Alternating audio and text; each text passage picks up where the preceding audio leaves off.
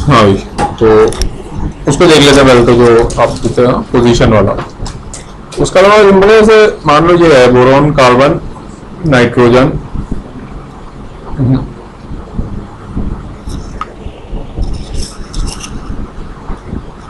Noun का उपयोग होता है, बोरोन, एल्यूमिनियम,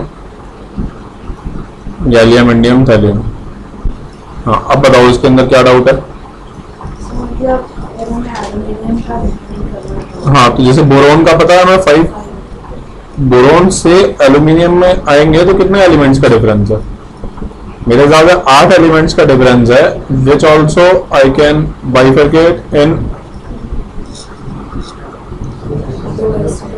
हाँ मतलब नहीं, बेसिकली अब जैसे बोरोन कौन से पीरियड में है? सेकंड पीरियड में है ना, राइट। अब वहां से हम लोग यहाँ पे आ रहे हैं, तो 3s और 3p ले लो इसको, समथिंग लाइक दैट। मतलब वो जो रिमेनिंग बचेगा, जैसे बोरोन के आगे कुछ एलिमेंट है तो एल्यूमिनियम के आगे वाले एलिमेंट छोड़ के तो दिए ना, राइट। तो वो उसको अकाउंट कर रहे हैं, तो अगर इक्वलेंटली मैं कहूंगा तो 3s और 3p, तो 2 इलेक्ट्रॉन्स यहाँ के और 6 इलेक्ट्रॉन्स यहाँ के। आप एक बार बताओ मुझे, आपके पास सोडियम से लेकर के ऑर्गन तक कितने एलिमेंट्स हैं? 3s और 3p तो है, और क्या है? 3d तो अभी इंट्रोड्यूस ही नहीं हुआ, वो तो 4th पीरियड में इंट्रोड्यूस होता है, राइट। तो अगर मैं आपसे कहूंगा कि सोडियम का 11 है, राइट, तो यहाँ पे अगर आप आ जाओगे 3s और 3p वाले तो एलिमेंट्स ऐड कर रहे हो, वही ऐड कर रहे हो ना, तो यहाँ पे भी तो मैं वही कर रहा हूँ। ये जो एल्यूमिनियम है, इसी के तो आगे जाकर के फ्रंट में यहाँ कहीं ऑर्गन आ जाता है। अब मैं ये आगे वाले एल्यूमिनियम के ऑर्गन तक के एलिमेंट छोड़ रहा हूँ, तो बोरोन से लेकर के नियॉन वाले ऐड कर रहा हूँ इक्वलेंटली, तो इफेक्टिवली मैं 3s और 3p वाले तो ऐड कर रहा हूँ, तो 8 एलिमेंट ऐड हो गए ना, एग्री। इसी तरीके से एल्यूमिनियम से गैलियम तक आएंगे तो 18 ऐड हो जाएंगे, क्योंकि डी भी इंट्रोड्यूस हो चुका है इससे जस्ट पहले, फाइन। फिर यहाँ से गैलियम से इंडियम तक आएंगे, फिर 18, इंडियम से थैलियम तक आएंगे, तो 18 + 14, क्योंकि अब एवलॉग भी इंट्रोड्यूस हो गया। बात समझ में आई? किसी को कोई doubt? Everybody is clear? Okay.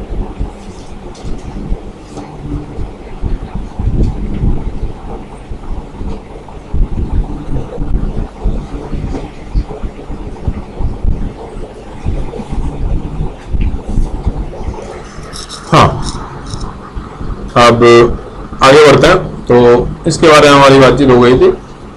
Let's talk a little bit about periodic property, जो मैंने बेसिक प्रॉपर्टीज आप लोगों को बताई थी ना। Let's talk a little bit about periodic properties. तो पीरियोडिक प्रॉपर्टीज में ऐसा है,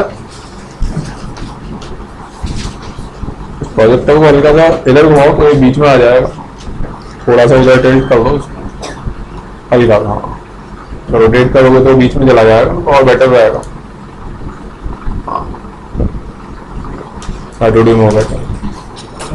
हाँ, तो पीरियोडिक प्रॉपर्टीज के बारे में अगर हम बात करें तो पहली पीरियोडिक प्रॉपर्टी हमारी आती है सिग्मा एंड जेड इफेक्टिव।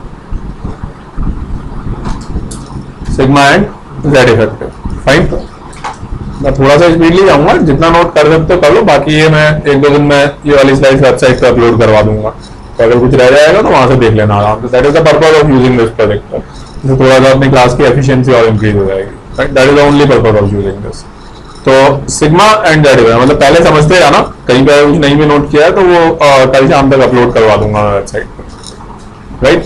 वहां से आराम से डाउनलोड करके बहुत इजीली वापस से आप गो थ्रू कर सकते हो।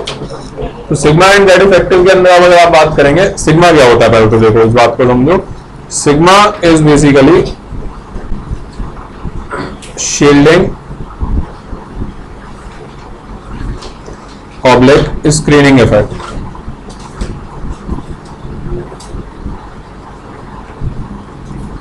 Sigma is basically shielding oblique screening effect, right. हाँ,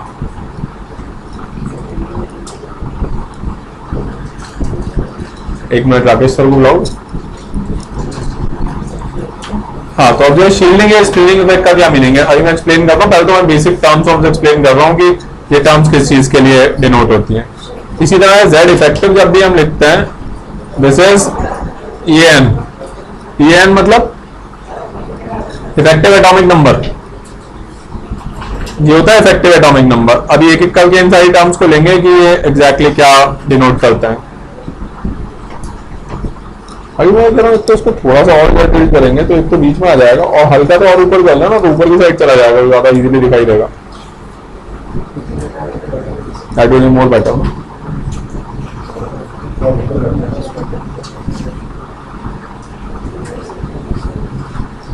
हाँ, और थोड़ा सा उधर शिफ्ट कर दो तो सेंटर में आ जाएगा। हाँ नहीं, अगर उसको ऐसा करो ना, वापस इधर करो, प्रोजेक्टर को टेस्ट कर लो ना, हल्का सा वो स्ट्रेट नहीं जाएगा तो इट इज फाइन। हाँ राइट, हाँ बेटर आएगा, इजीली दिखाई देगा। मेरे को तो दिखाई नहीं रहा। पानी बोतल में, थैंक यू। हाँ तो इफेक्टिव एटॉमिक नंबर। अब देखो ये शील्डिंग या स्क्रीनिंग इफेक्ट की स्टोरी क्या होती है। Let's talk a little bit about this. देखो बेसिकली शील्डिंग या स्क्रीनिंग इफेक्ट ये होता है,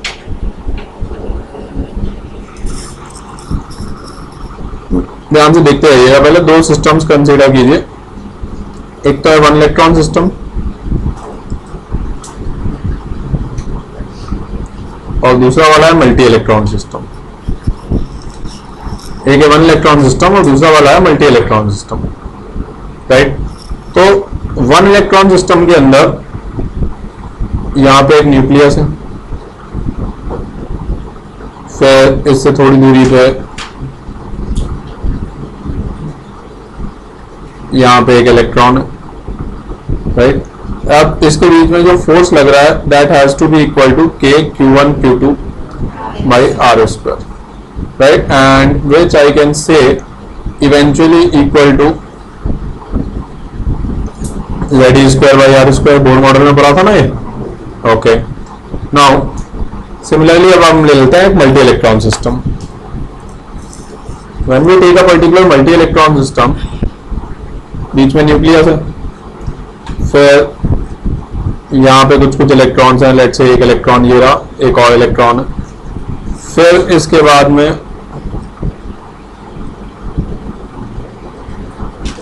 और कुछ कुछ इलेक्ट्रॉन्स हैं, लेट्स से मतलब यहाँ पे बहुत सारे होंगे, मैं तो मैजेंटा कलर का एक इलेक्ट्रॉन मार्क कर रहा हूँ। अब मैं केवल इन दोनों इलेक्ट्रॉन्स के बारे में डिस्कस करूंगा जो मैजेंटा कलर के सर्कल में या मैजेंटा कलर से लिखे हुए हैं, राइट। द पॉइंट इज, अब जो फोर्स होगा, आई एम सेइंग नाउ फोर्स, मैं मैजेंटा कलर के इलेक्ट्रॉन के बारे में डिस्कस कर रहा हूँ ओनली, राइट। उसके ऊपर जो फोर्स होगा, now I am saying that is not equal to k q1 q2 by r square। Do you agree with this? And the reason is very clear. Principally मतलब मैं थोड़ा सा नीचे ड्रॉ कर देता हूँ। The reason according to me is कि इस टाइप की सिचुएशन है कि यहाँ पे एक न्यूक्लियस है और लास्ट में यहाँ मैजेंटा कलर का एक इलेक्ट्रॉन, राइट, और बीच में कुछ तो इस टाइप की एक वॉल बनी हुई है जिसके अंदर बीच में बहुत सारे इलेक्ट्रॉन्स हैं। जो ये वाला जो फोर्स यहाँ से स्टार्ट होता है इस डायरेक्शन में, जब ये पेनिट्रेट करना स्टार्ट करता है तो इस फोर्स को वो रोकने की कोशिश करते हैं, राइट। तो बेसिकली ये जो इलेक्ट्रॉन्स हैं हमारे सामने, these electrons are creating sort of a screen oblique shield oblique wall. एक वॉल क्रिएट कर रहे हैं ना, एक दीवार खड़ी हो गई है। Everybody agrees with this, right. That is a primarily reason कि f is not equal to k q1 q2 by r square। Everybody agrees with this, right. अच्छा, तो अब यहां तक हमें ये समझ आया कि f equal to k q1 q2 upon r square के बराबर तो नहीं है। तो now eventually I am saying,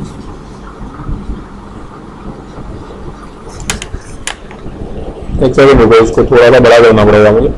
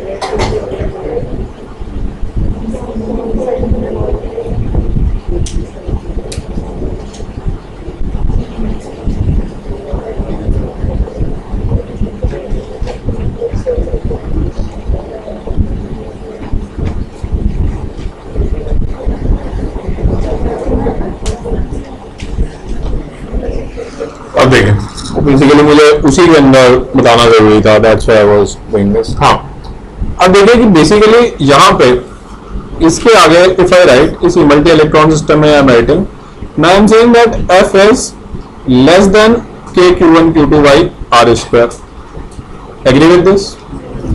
wall है ना बीच में, right? So eventually over here F is lesser than Z square upon R square, right? तो देखो यहाँ पे Z square upon R square के बराबर होता है, यहाँ पे lesser than Z square upon R square. अब आई एम सेइंग दैट कि f is equal to some z effective e square divided by R square. यहाँ पे मैं ये कह रहा हूं कि हो क्या रहा है, आप अगर ध्यान से देखेंगे ये जो वॉल क्रिएट हुई है इवेंचुअली, इस वॉल के क्रिएशन में ऐसा हो रहा है कि सपोज 10 प्रोटॉन्स थे न्यूक्लियस में, just giving an example that there were 10 protons. जब 1 इलेक्ट्रॉन सिस्टम था तब 10 प्रोटॉन्स का फोर्स बाहर ट्रांसमिट हो रहा था। जब मल्टी इलेक्ट्रॉन सिस्टम है तो 10 प्रोटॉन्स का फोर्स बाहर ट्रांसमिट नहीं हो पा रहा है। फाइनली कुछ कम ट्रांसमिट हो रहा है ना, 10 का तो नहीं हो पा रहा है ना। तो आई एम सेइंग कि कितना कम ट्रांसमिट हो रहा है, लेट्स स्टार्ट थिंकिंग दैट 9 का इवेंचुअली 8.5 7.25, ये तो मैथमेटिक्स वाली चीज हो गई ना अब तो, राइट? कुछ भी हो सकता है, गेटिंग माय पॉइंट? तो कुछ ना कुछ तो ट्रांसमिट हो रहा होगा ना। तो मैं कह रहा हूं जितना ट्रांसमिट हो रहा है उसको आप जेड इफेक्टिव नाम दे दो, effective atomic number, getting my point, right? और जेड इफेक्टिव को आप यहाँ पे साइमल्टेनियसली लिख दीजिए कि ये जेड इफेक्टिव है, this is equal to Z minus sigma, where sigma is known as shielding constant, shielding या स्क्रीनिंग कांस्टेंट। इवेंचुअली मैंने क्या किया कि 10 प्रोटॉन के बराबर का फोर्स ट्रांसमिट नहीं हो रहा तो कुछ तो हो रहा होगा, लेट्स से कि 7.5 प्रोटॉन्स के बराबर का इक्विवेलेंटली फोर्स ट्रांसमिट हो रहा है, राइट? 7.5 प्रोटॉन नहीं हो सकते, बट मैं कह रहा हूं कि उसके बराबर है। मान लो कि 10 प्रोटॉन से 10 न्यूटन होता था, 7.5 प्रोटॉन से 7.5 न्यूटन हो गया। You getting my point? Clear? तो अब अगर 7.5 न्यूटन का फोर्स ट्रांसमिट हो रहा है तो वो जेड इफेक्टिव शुड बी 7.5 ना, तो सिग्मा की वैल्यू 2.5 हो जाएगी, 10 माइनस 2.5। कुछ ना कुछ तो होगा ना, वो जो वॉल है उस स्क्रीन की वजह से कुछ ना कुछ तो इफेक्ट आएगा ना यहाँ पे, राइट? मैं तो कह रहा हूं दैट इफेक्ट, उसका जो कांस्टेंट है उसको हमने सिग्मा नाम दे दिया, that is known as shielding oblique screening constant. तो समझ में आया आप सभी को? Everybody is clear, right? तो ये दो चीजें होगी, एक तो हुआ सिग्मा और दूसरा हो गया जेड इफेक्टिव। क्लियर? अच्छा, इसी में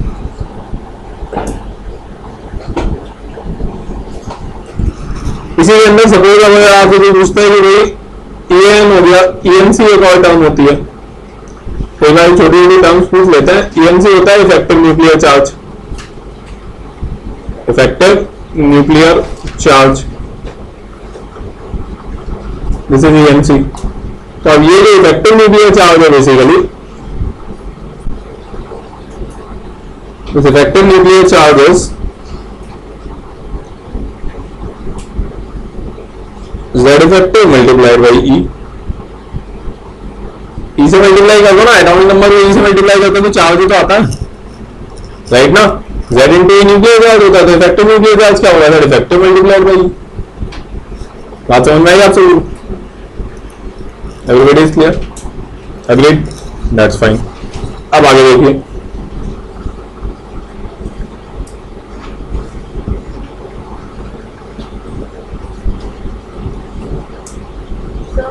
हाँ बोलिए। हाँ अभी बात करते हैं ना उसके बारे में, ये क्लियर, राइट? अब आप आ जाओ कि जैसे पीरियोडिक वेरिएशन पे, पीरियोडिक वेरिएशन के बारे में आप बात करेंगे। अच्छा, before moving to periodic variation, रुको एक minute, before moving to periodic variation पहले तो बात कर लेते हैं कि सिग्मा किन किन चीजों के ऊपर डिपेंड करता है। तो देखिए, sigma depends upon majorly two things. पहला तो है number of electrons, and I suppose number of electrons के डायरेक्ट प्रोपोर्शन में होगा। नंबर ऑफ इलेक्ट्रॉन्स के डायरेक्ट प्रोपोर्शन में होगा ना भाई, जितने ज्यादा इलेक्ट्रॉन उतनी अच्छी बॉल बनेगी ना, राइट? नंबर ऑफ इलेक्ट्रॉन्स जो भी क्रिएटिंग स्क्रीन, राइट? और दूसरा एक होता है type of subshell in which electrons are present. Type of subshell in which electrons are present. इसका मैं मीनिंग बताता हूं क्या है बेसिकली. ये जो पॉइंट मैंने लिखा है इसका मीनिंग है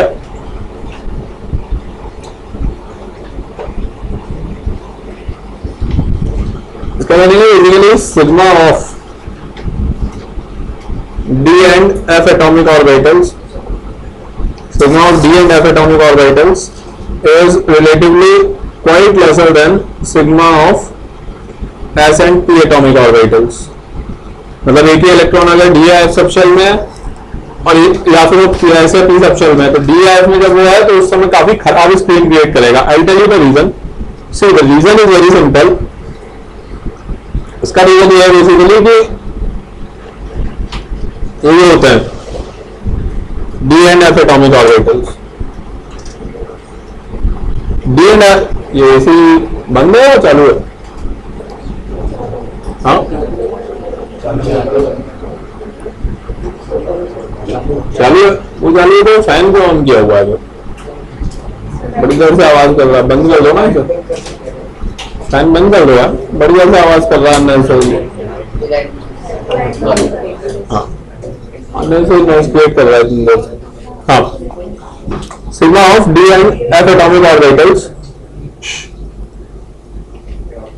is lesser than this because D and F atomic orbitals are scattered. देखो जब शेप्स हमने पढ़ी थी तो हमने क्या देखा था? S स्फेरिकल होता है, right? P is also dumbbell kind of a shape. D और F के केस में तो D was डबल डम्बल था ना, and double dumbbell is obviously more scattered than dumbbell, right? और F की तो शेप ही बहुत ज्यादा डिस्टॉर्ट या कॉम्प्लेक्स शेप कहते हैं उसको. बहुत अच्छे से आइडेंटिफाई होना बड़ा मुश्किल हो जाता है, राइट? द पॉइंट इज कि जितना ज्यादा स्कैटर्ड शेप होगी उतनी ज्यादा वीक वॉल बनेगी ना. इट इज समथिंग लाइक कि मेरे पास 5 इलेक्ट्रॉन है जो वॉल के अंदर है, वो 5 इलेक्ट्रॉन एक कंफाइंड स्पेस में है और एक अलग अलग जगह स्कैटर्ड है. तो जब वो स्कैटर्ड होंगे तब तो बहुत ही खराब वॉल क्रिएट करेंगे ना. अच्छे से वॉल क्रिएट नहीं कर पाएंगे basically. Agreed with this, right? तो जब अच्छे से वॉल क्रिएट नहीं कर पाएंगे तो खराब वॉल बनेगी. तो एक इलेक्ट्रॉन अगर D and F में है तो खराब सिग्नल क्रिएट करेगा. अगर S और P में है वही तो रिलेटिवली बेटर शील्डिंग क्रिएट करेगा. बात समझ में आई?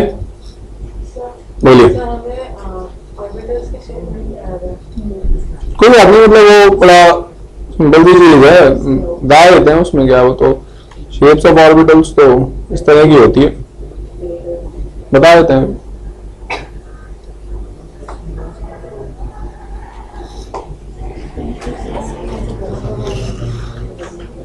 तो इसमें मिल जाएगी ना.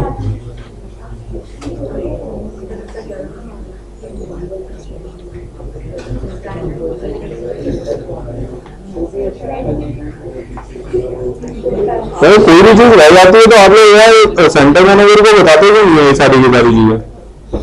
और कोई भी चीज रह जाती है तो हाँ नहीं कंप्लीट नहीं हुआ क्या एटॉमिक स्ट्रक्चर? अभी पूरा कंप्लीट नहीं हुआ. अच्छा कुछ पार्ट बचा हुआ है उसका. ओके. हाँ ऑर्बिटल की शेप तो रिलेटिवली काफी सिंपल है वैसे. कुछ खास उसके अंदर डिफिकल्टी नहीं है. देखो मैं आ देता हूँ.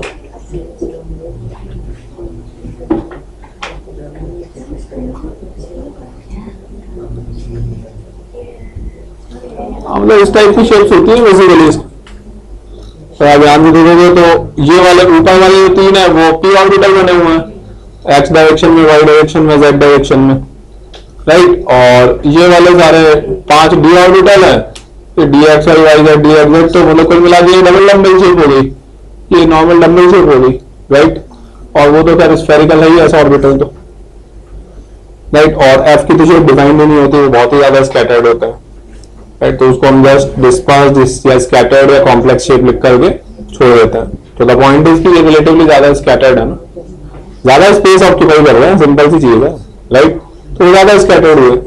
तो ये 4 इलेक्ट्रॉन है और वो बहुत सारी जगह में स्कैटर्ड है तो अच्छी वॉल क्रिएट नहीं कर पाएंगे. अभी तो अच्छे बॉल नहीं क्रिएट कर पाएंगे तो खराब फील्डिंग इफेक्ट इंपार्ट करेंगे। फाइन, तो ये याद रखिए सिग्मा किस किस चीज के ऊपर डिपेंड करता है। नाउ द पॉइंट इज, अगर सपोज हमें इसके पीरियोडिक वेरिएशन के बारे में बात करनी है, पीरियोडिक वेरिएशन, तो पीरियोडिक वेरिएशन में जैसे लेफ्ट टू राइट जाएंगे पीरियोडिक टेबल में, तो नंबर ऑफ इलेक्ट्रॉन्स इंक्रीज होंगे। If we move from left to right, number of electrons are obviously going to increase, और नंबर ऑफ इलेक्ट्रॉन्स अगर बढ़ेंगे तो सिग्मा बढ़ेगा, डायरेक्टली प्रोपोर्शनल था ना। इसी तरह से अगर हम टॉप टू बॉटम जाएंगे तब भी नंबर ऑफ इलेक्ट्रॉन इंक्रीज होंगे और तब भी सिग्मा बढ़ेगा। Everybody agrees with this?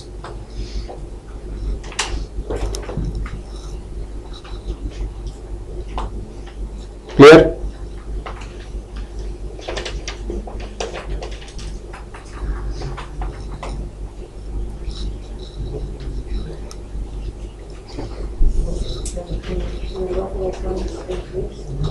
इसी तरह से periodic variation of Z effective के बारे में बात कर लेते हैं। जेड इफेक्टिव क्या था? Z effective was equal to Z minus sigma, Z minus sigma के बराबर ही था ना, राइट? अच्छा, तो if I talk about Z effective now,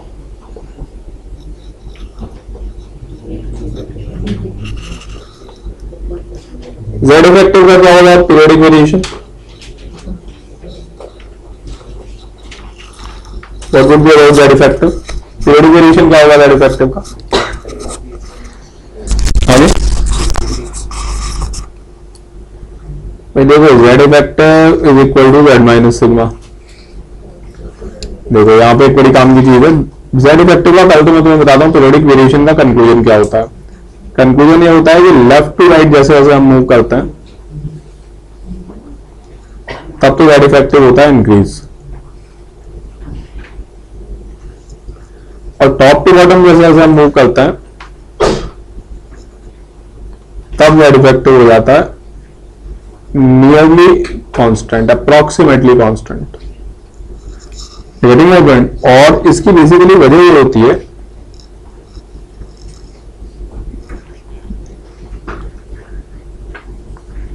अब ये देखो जेड माइनस सिग्मा है ना, लेफ्ट टू राइट अगर आप जाओगे जेड का क्या होगा? बढ़ेगा ना। और आप टॉप टू बॉटम जाओगे तो तब भी जेड बढ़ेगा। तो the point is, people are generally not clear about this. आप जेड और सिग्मा के वेरिएशन को कंसीडर करते हैं, जेड इफेक्टिव का वेरिएशन नहीं निकाल सकते क्योंकि दोनों लेफ्ट टू राइट भी करते हैं और दोनों टॉप टू बॉटम भी करते हैं। तो ये जेड इफेक्टिव होता है, इसका ये वाला जो सेगमेंट अब मैंने लिखा है देखो,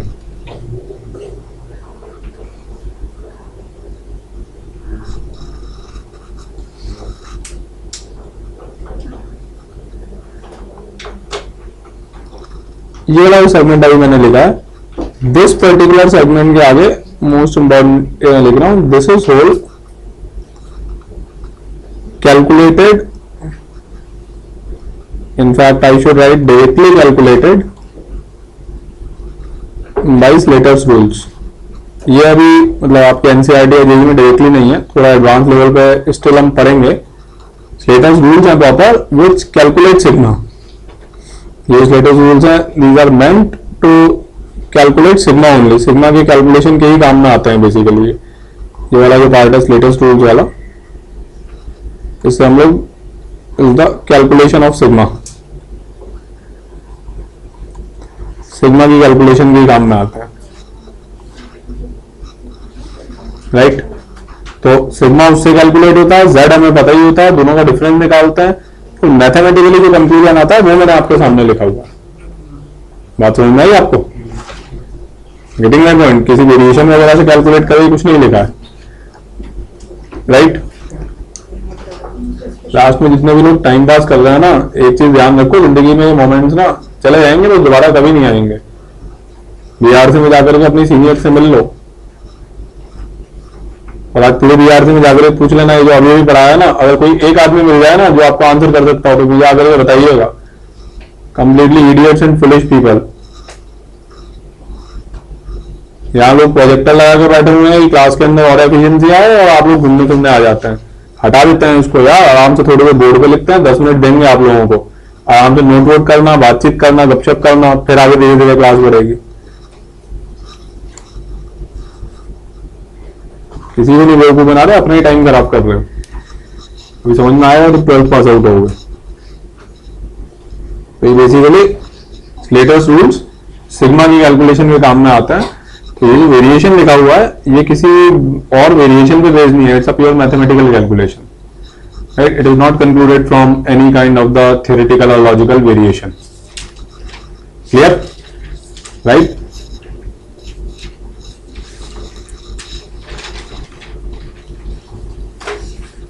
हाँ, तो ये तो बात हुई सिग्मा एंड जेड इफेक्टिव की, राइट? अब इसी तरह से हम बात करते हैं, let's talk about size.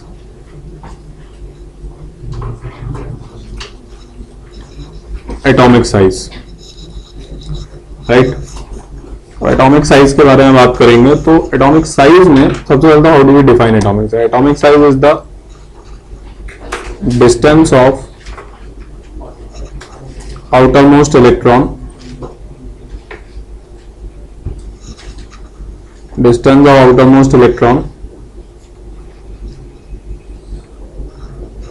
from the center of the nucleus. Distance of outermost electron from the center of the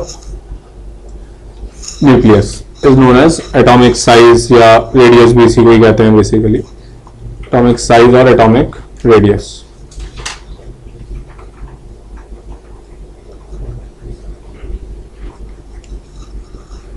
Atomic size oblique atomic radius.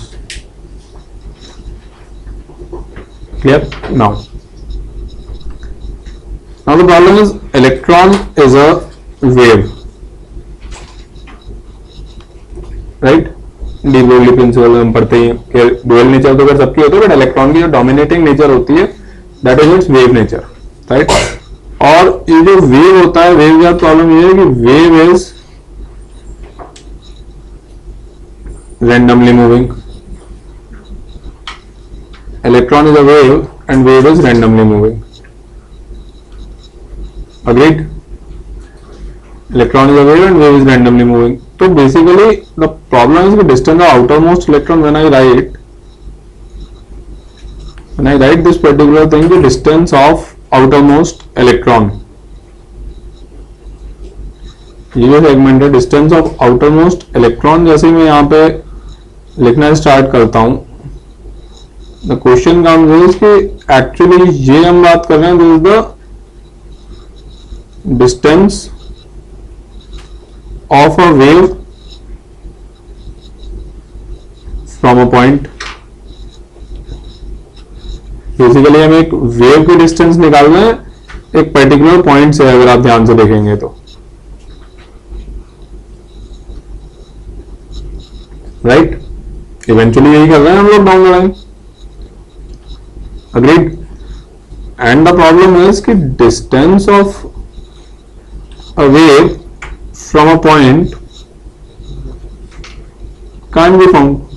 तो एक वेव के एक पॉइंट से डिस्टेंस निकालना तो पॉसिबल ही नहीं है। दो पॉइंट्स के बीच की डिस्टेंस निकाल सकते हैं ना हम, राइट? एक बॉक्स की एक पॉइंट से डिस्टेंस, एक वेव की एक पॉइंट से डिस्टेंस, ये तो इन प्रैक्टिकलिटी पॉसिबल ही नहीं है। अभी तो अब यहां से जो क्वेश्चन निकल के आया वो बेसिकली क्वेश्चन फिर कुछ तो ये निकल कर आया कि अब एटॉमिक रेडियस को फाइंड आउट कैसे किया जाए।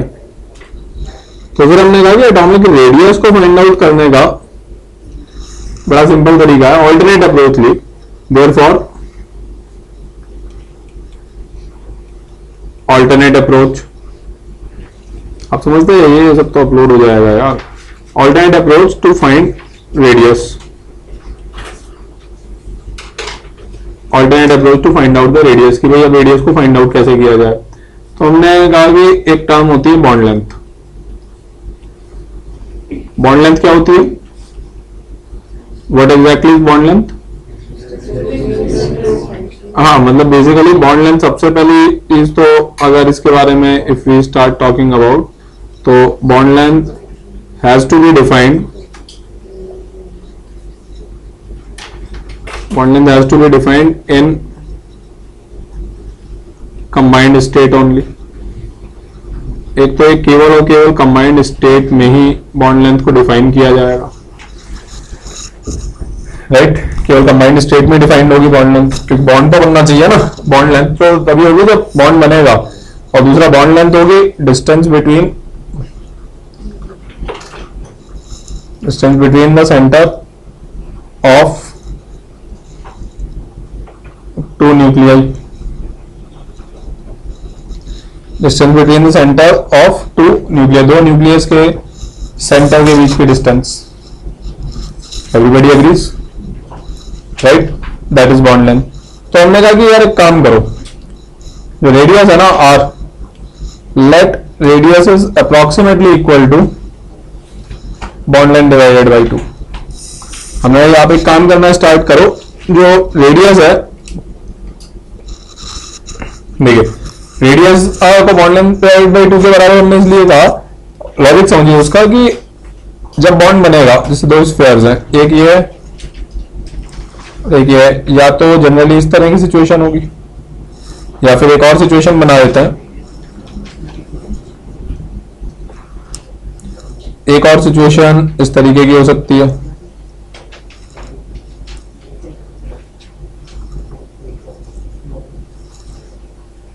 ये तो ये वाली सेम सिचुएशन है. दूसरा वाला एक और बना देते हैं, इस साइड में बना देता हूं मैं.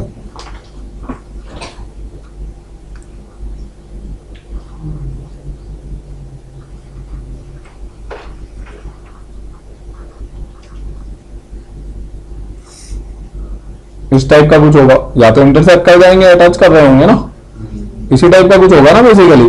तो अब अगर आप ध्यान से देखेंगे तो ऑब्जर्व कीजिए, लेट मी टेक कलर. यहाँ पे बॉन्ड लेंथ क्या होगी, यहाँ पे this will be bond length, जो ब्लू कलर से मैंने बनाई हुई है, थोड़ा सा वो एक्स्ट्रा एक्सटेंड हो गया. और over here the bond length would be something like this. ये वाली ब्लू कलर से मैंने बनाया, that would be bond length, right? तो दोनों ही केसेस में वी आर सेइंग कि आप तो रेडियस को अप्रोक्सीमेटली बॉन्ड लेंथ बाई 2 कर दो, इसीलिए एवरेज कह रहे हैं ना, मोर और लेस, क्योंकि वो फाइंड आउट करने का तो और तो कोई तरीका हमें दिखा नहीं, राइट? तो हमने कहा चलो ऑल्टरनेट अप्रोच से, भाई जैसे यहाँ पे जो बॉन्ड लेंथ है ओवर हियर, लेट्स सी, ये पॉइंट मार्क कर लेते हैं. यहाँ पे बॉन्ड लेंथ क्या है, यहाँ पे जो बॉन्ड लेंथ है, लेट्स से कि ये एक ए है और ये भी ए है, तो bond length is equal to R A plus R, right ना? यहाँ पे भी लेट्स से कि दोनों ए और ए ऐसी टाइप का कुछ है, लेट्स से ए और बी है, ये मान लो आप. तो over here also bond length is, I know it is less than R A plus R B, but बहुत ज्यादा डिफरेंस नहीं है ना, राइट? बात समझ में आई? तो we just went out with the preliminary concept कि बॉन्ड लेंथ को 2 से डिवाइड करो तो अप्रोक्सीमेट रेडियस का आइडिया हो जाएगा. We are not saying exact और accurate radius, but approximate radius का आइडिया तो हो जाएगा. Everybody agrees with this, right? On average एक अप्रोक्सीमेट रिजल्ट तो आ जाएगा ना हमारे पास रेडियस का. तो we started taking it like this कि चलो एक अप्रोक्सीमेट रेडियस तो इससे फाइंड आउट करना शुरू करते हैं. अब हमने कहा कि यार अप्रोक्सीमेट रेडियस में भी we would like to have more and more accurate results, right? हमारा मोटिव तो यही रहेगा. सो वी वेंट आउट की जो बॉन्ड लेंथ है ना, उसमें हमने एक कंस्ट्रेंट डाला कि बॉन्ड लेंथ को find bond length from spontaneous, find bond length from spontaneous formations only. आप केवल और केवल spontaneous formation से ही उसको फाइंड आउट करेंगे. ये अपने आप में एक बहुत इंपॉर्टेंट चीज है. देखिए, find bond length from spontaneous formations only. केवल और केवल spontaneous formation से ही हम उसे फाइंड आउट करेंगे. Now what do I mean by spontaneous formation? Spontaneous formation बड़ी सिंपल सी चीज है. Spontaneous formation means natural form, naturally existing. जैसे for example sodium chloride naturally क्या होगा, आयनिक होगा, होगा ना. और H2 नेचुरली क्या होगा, कोवेलेंट होगा ना. राइट। तो हम H2 के केस में कोवेलेंट बॉन्ड लेंथ ले लेंगे और NaCl के केस में आयनिक बॉन्ड लेंथ ले लेंगे। वो उसकी वजह है कि जितने भी स्पॉन्टेनियस फॉर्मेशन होता है ना, देखो नेक्स्ट पेज पे बताता हूं मैं, ये भी एक इंटरेस्टिंग चीज है। बेसिकली होता है इस वर्ड में स्पॉन्टेनियस एंड नेचुरल फॉर्मेशन क्या होगा, natural oblique spontaneous formation. Natural oblique spontaneous formation वो होगा जिसके अंदर मैक्सिमम फोर्स ऑफ अट्रैक्शन होंगे। Do you agree with this? जहां पे सबसे ज्यादा फोर्स ऑफ अट्रैक्शन होंगे वही तो अपने आप बनेगा, राइट ना। और जहां पे सबसे ज्यादा फोर्स ऑफ अट्रैक्शन होंगे वहां पे मैक्सिमम एनर्जी रिलीज होगी। फोर्स ऑफ अट्रैक्शन का मतलब एनर्जी रिलीज होता है, फोर्स ऑफ रिपल्शन का मतलब एनर्जी एब्जॉर्ब होता है। Relate with this, right. और जहां पे सबसे ज्यादा रिलेटिवली एनर्जी रिलीज होगी, अब ये तो ऑब्वियस है कि वहां पे मैक्सिमम स्टेबिलिटी होगी एंड मिनिमम डिस्टेंसेस होंगी। मिनिमम डिस्टेंसेस तो यहीं से आ जाता है, मैक्सिमम फोर्स ऑफ अट्रैक्शन का मतलब ही मिनिमम डिस्टेंस होता है।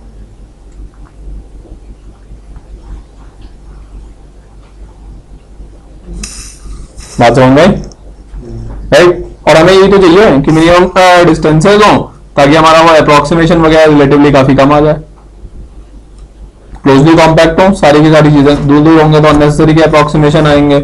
आई मीन टू से कि मान लो एक यहाँ पे, आई मीन टू से कि एक यहाँ पे और एक यहाँ पे, अब अगर आप ये डिस्टेंस बीच की ले रहे हो तो वो अननेसेसरी का अप्रोक्सीमेशन क्रिएट होगा उसके अंदर, राइट। तो ये जो मैंने लिखा हुआ है ये नेचुरली एग्जिस्टिंग नहीं होगा, ये वाला जो मैंने अब यहाँ पे लिख दिया है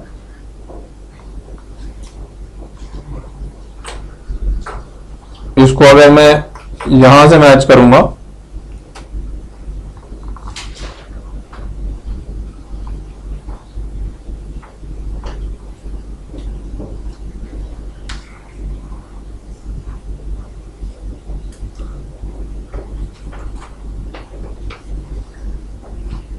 यहाँ पे क्रॉस आ जाएगा, इतनी दूर दूर है ना, तो नेचुरली एग्जिस्टिंग आयनिक या कोवेलेंट ये नहीं होंगे, राइट। इसके पहले जो बनाए हुए थे काफी पास पास जो थे वो नेचुरली एग्जिस्टिंग होंगे, और हम वही चाहते हैं कि कम से कम मिनिमाइज्ड अप्रोक्सीमेशन आए। अब ऐसे तो बहुत सारे आइटम्स इस वर्ल्ड में बहुत दूर दूर है, तो उनको तो लेने का कोई पॉइंट नहीं है ना। बात समझ में? तो हम मोस्ट एक्यूरेट पोजीशंस लेंगे और वो नेचुरली एग्जिस्टिंग वाली होती है, क्योंकि वहीं पे सबसे ज्यादा अट्रैक्शन होता है, तभी वो नेचुरल फिनोमेनन से अपने आप ऑलरेडी बन चुकी होती है। लॉजिक समझ में आया आप सभी को? Everybody is clear? फाइन, आएगा ना, वो भी आएगा अपने, उसका भी जो भी नेचुरल एग्जिस्टेंस होगा वो ऑटोमेटिकली आ जाएगा, सारे आ जाएंगे। अब इसकी वजह से basically then we started analysing कि नेचुरली एग्जिस्टिंग क्या क्या होता है। तो जो स्पॉन्टेनियस फॉर्मेशंस होते हैं वो कौन कौन से होते हैं उसको देख लेते हैं। स्पॉन्टेनियस फॉर्मेशन पहला तो हो गया ये अपना कोवेलेंट, राइट। फिर दूसरा हो गया मेटालिक ऑब्लिक क्रिस्टल रेडियस, फिर तीसरा हो गया आयनिक रेडियस, और एक और लास्ट में होता है वैन डर वाल्स रेडियस। अभी इसके बारे में डिटेल में बात करेंगे जब ये आएगा। अब अगर आप ध्यान से देखोगे ना, इफ यू आस्क मी कि how many types of radius are there, it's a senseless question. ये कोई टाइप्स थोड़ी है रेडियस की, रेडियस तो एक ही है, outermost electronic radius. These are alternate approaches to calculate the radius, क्योंकि डायरेक्टली कैलकुलेट नहीं हो पा रहा है, राइट। वह टाइप वाइप कुछ नहीं होती, वो और जगह लिख देते हैं कि इतने टाइप की रेडियस होती है, उतने टाइप के तो मॉलिक्यूल होते हैं, राइट। रेडियस की कोई टाइप थोड़ी है, वो तो कोई डिस्टेंस है, क्लियर, राइट। इतने टाइप के मॉलिक्यूल्स एग्जिस्ट करते हैं नेचुरल फेनोमेनन के अंदर, क्लियर। हाँ, अब देखिए एक एक करके एनालाइज करना स्टार्ट करते हैं। First let's take this covalent radius वाला पार्ट। कोवेलेंट रेडियस, अब ये जो कोवेलेंट रेडियस होती है ये बेसिकली दो पार्ट में बाइफरेट कर दूंगा। एक तो होगा होमोन्यूक्लियर कोवेलेंट रेडियस और दूसरा आ जाएगा heteronuclear covalent radius. Homonuclear covalent radius से मेरा मीनिंग है कि A2 टाइप और हेटेरोन्यूक्लियर इज AB टाइप।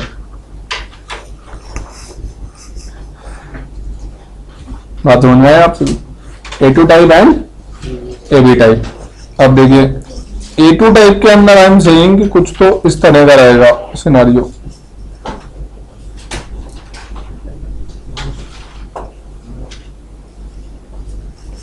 और जो AB टाइप ऑफ मॉलिक्यूल है उसमें कुछ इस तरह का रहेगा सिनेरियो।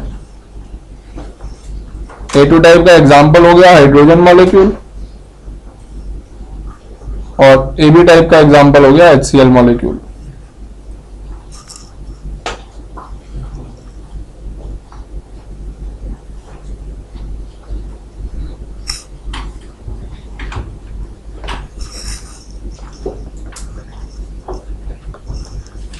अब देखिए H2 and HCl, right? Now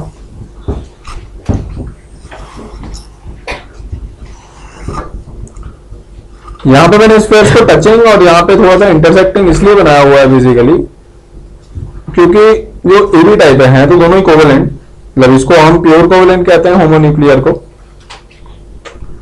this is known as pure covalent, और इसको हम कहते हैं पोलर कोवेलेंट।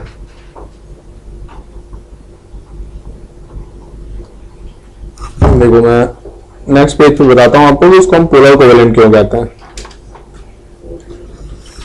देखिए इसको हम पोलर कोवेलेंट बेसिकली इस वजह से कहते हैं, why do we say it as polar covalent? See we say it as polar covalent because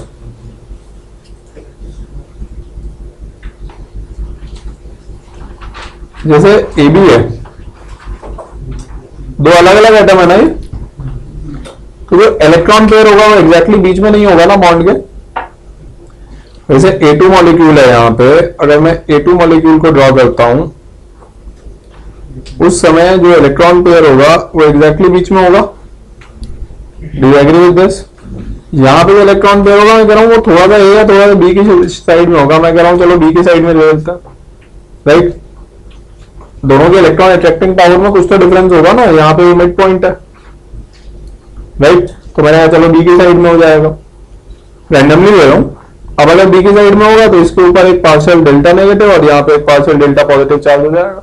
ऐसे सोचो कि अगर कंटिन्यूसली पूरा ही शिफ्ट हो जाए तो B के ऊपर फुल नेगेटिव आ जाएगा ना, एक एक्स्ट्रा इलेक्ट्रॉन गेन कर लिया उसने। अभी फुल शिफ्टिंग नहीं हुई है, अभी पार्शियल शिफ्टिंग हुई है तो कुछ पार्शियल चार्ज दे दिया। बात समझ में आई? तो इस मॉलिक्यूल के अंदर पोलैरिटी जनरेट हो गई, कुछ पार्शियल चार्जेस आ गए ना, तो ये पोलैरिटी जनरेट हो गई, इसके अंदर पोलैरिटी नहीं है, इसलिए A2 वाले को हम कहते हैं प्योर कोवेलेंट और AB वाले को हम कहते हैं पोलर कोवेलेंट। अग्रीड? और इसके अंदर ये जो पोलैरिटी जनरेट हो गई, इस पोलैरिटी की वजह से एक एक्स्ट्रा फोर्स ऑफ अट्रैक्शन आ गया। मतलब एक्स्ट्रा मैं वर्ड इसलिए यूज कर रहा हूं कि जो कोवेलेंट बॉन्ड है वो तो है ही एज इट इज, उसके अंदर तो कोई वेरिएशन नहीं है, बट यहाँ पे एक और extra force of attraction generate हो गया, इलेक्ट्रोस्टैटिक K1Q2/r² वाला। अग्रीड? वही K1Q2/r² जनरेट हो जाएगा ना धीरे धीरे, बहुत ज्यादा एक्सटेंड नहीं है लेकिन कुछ तो है, मैं कह रहा हूं 5% है, बट है ना। एग्री? सिंस इसके अंदर एक एक्स्ट्रा फोर्स ऑफ अट्रैक्शन है, अब आप ऑब्जर्व कीजिए, इसीलिए मैंने यहां पे जो स्फीयर बनाए थे वो टच करते हुए थे और यहां पे मैंने जो स्फीयर बनाए हैं वो इंटरसेक्ट करते हुए बनाए हैं। बात समझ में आई आपको? थोड़ा और पास में आ जाएंगे ना। Everybody agree with this? Clear? Perfect, right? तो ये पोलर कोवेलेंट है। अच्छा, अब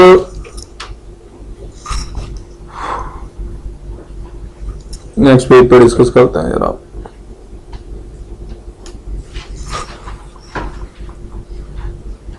अब आगे देखिए कि जो A2 टाइप ऑफ मॉलिक्यूल है उसके अंदर तो let's say bond length D would be equal to RA plus RA and therefore RA has to be exactly equal to D/2. D is the bond length, right? But जो AB type of molecule है उसके अंदर obviously D is not equal to R A plus R B, rather I would say कि D is somehow less than R A plus R B. Do you agree with this? Right, तो ये अगर D is somehow less than R A plus R B होती है, इसको थोड़ा बड़ा किया जाए,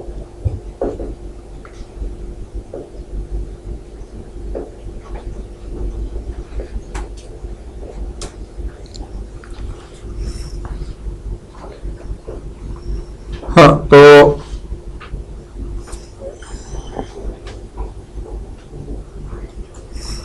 अब ये जो एबी टाइप ऑफ मॉलिक्यूल में आपसे डिस्कस कर रहा था जिसके अंदर d is less than R A plus R B, तो इसके लिए बेसिकली स्टीवेंसन ने काफी अच्छी इक्वेशन दी। उसने कहा कि ये तो श्योर है कि D is less than R A plus R B. अब किस वजह से d is less than R A plus R B? वो इलेक्ट्रॉन अट्रैक्टिंग पावर की वजह से, difference in the electron attracting power of A and B की वजह से ही है ना, राइट? बी की इलेक्ट्रॉन अट्रैक्टिंग पावर ए से ज्यादा थी तो पोलैरिटी आ गई थी, पोलैरिटी आ गई तो फोर्स ऑफ अट्रैक्शन जनरेट हो गया तो और ज्यादा पास पास आ गए, यही था ना, राइट? तो उसने कहा कि आप एक स्टीवेंसन इक्वेशन यूज कर लीजिए, D is equal to R A plus R B minus 0.09 X A difference X B, ये वाला जो पार्ट है X A and X B, these are electron negativities of A and B, A और B के electron negativities है। बात समझ में आई आप सभी को? उसने ये फैक्टर सब्सट्रैक्ट कर देता है ना, उसने कहा आर ए और आर बी के बराबर नहीं है तो D is equal to R A plus R B minus 0.09 X difference factor दे देता हूँ इलेक्ट्रॉन नेगेटिविटी से रिलेटेड, जिसका आप सब्सट्रैक्ट कर लो तो उसके बराबर आ जाएगा। बात समझ में आई? क्लियर है? That is known as Stevenson equation. अच्छा, तो इसका मतलब अब यहां पे एक चीज बहुत इंपॉर्टेंटली क्लियर है कि ये जो हेट्रोन्यूक्लियर स्पीशीज होंगी, for heteronuclear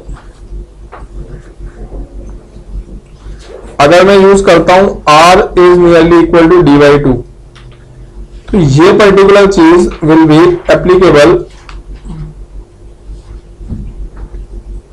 only when R is nearly equal to RB। मतलब अगर लगभग बराबर है तो ठीक है, थोड़ा बहुत एक्यूरेट रिजल्ट आ जाएगा, लेकिन अगर बहुत डिफरेंस है तब तो ये यूज नहीं कर सकते, राइट?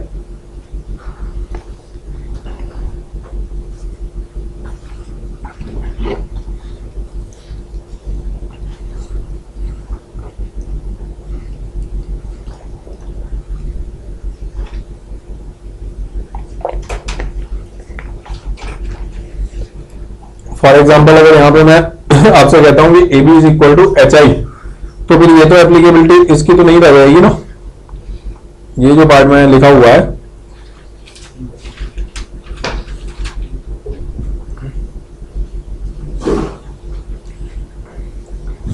इस केस में इफ आई से यू कि A B is equal to H I, तो फिर तो इस चीज की कोई एप्लीकेबिलिटी नहीं रह जाएगी। एक की रेडियस 100 है, दूसरे की 1 है, तो 101/2 तो ना एच का आएगा ना आई का आएगा ना, आई और एच के साइज में तो बहुत डिफरेंस है। बात समझ में आई? तो इस टाइप के मॉलिक्यूल के लिए एप्लीकेबल ही नहीं होगा। अभी होमोन्यूक्लियर में तो खैर कोई प्रॉब्लम ही नहीं थी, वहां तो कोई इश्यू नहीं है। क्लियर? व्हाट इज नहीं, एच आई एक मॉलिक्यूल ले लिया मैंने, जैसे A B is equal to H I लिखा ना, तो मतलब A stands for H and B stand for I, उस तरह से। फाइन?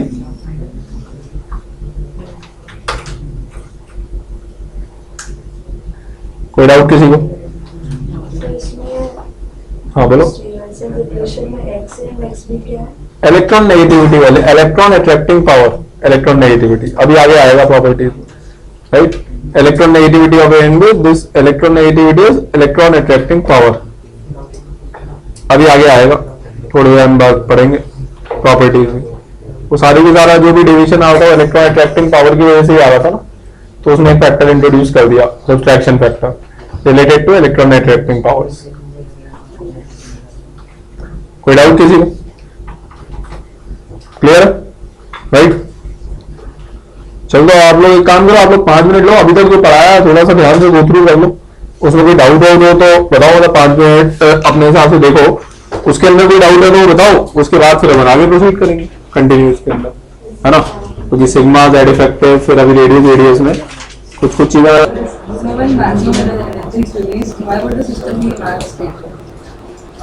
हाँ, मतलब बेसिकली कभी भी इस यूनिवर्स में कोई भी सिस्टम मिनिमम एनर्जी पे जाना चाहता है ना, that's how stability is achieved.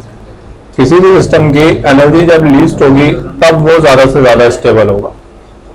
किसी भी सिस्टम की एनर्जी जब ज्यादा होगी तो उसको हम एक्साइटेड स्टेट कहते हैं, बेसिकली वो अनस्टेबल स्टेट होती है।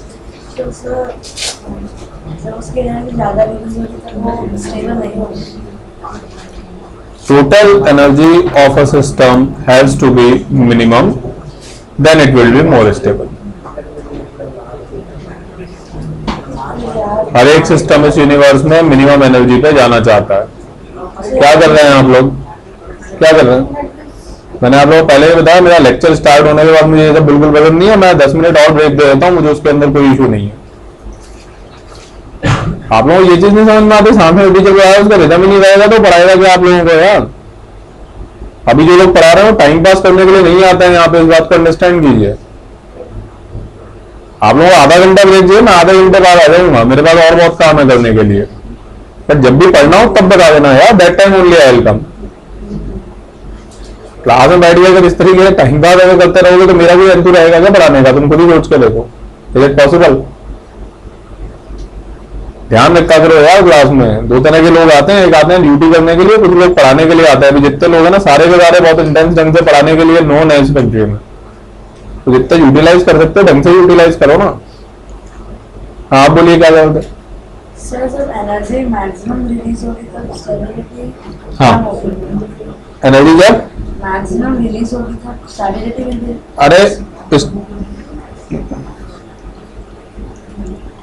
अरे कोई भी सिस्टम मिनिमम एनर्जी पे जाना जाता है ना, वही तो बता रहा हूँ कि भाई स्टेबिलिटी तब अचीव होती है जब सिस्टम की एनर्जी कम हो। क्लियर? राइट। सिस्टम की एनर्जी कम कब होगी? जब एनर्जी रिलीज हो जाएगी। क्लियर? हाँ, और कोई डाउट किसी को? Everybody is clear? आगे बढ़े, रिवाइज करते जाया करो साथ के साथ। तो ये तो बात हुई कोवेलेंट रेडियस की। इसी तरह से हमारे पास में अब बात आ जाएगी metallic oblique crystal radius. Metallic oblique crystal radius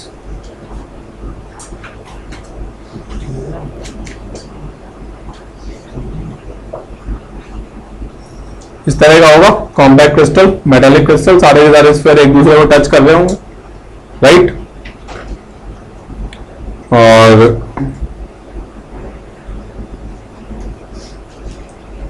ये भी बॉन्ड लेंथ हो जाएगी, और ये जो बॉन्ड लेंथ होगी d will be equal to R by two, sorry d by two is equal to R, right? Metal crystal बनाया हुआ है बेसिकली में, और मेटल क्रिस्टल कॉम्पैक्ट और क्लोजली पैक्ड तो होता ही है, सब एक दूसरे को टच कर रहे होता है। That is the main property of the metal crystal. Everybody agrees with this, right?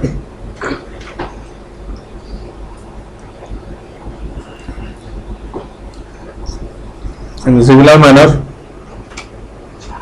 let's talk about ionic radius.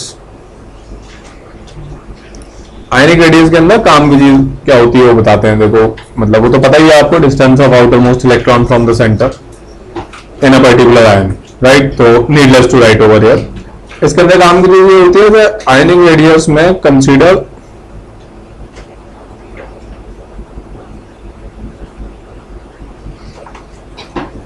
Iso electronic species.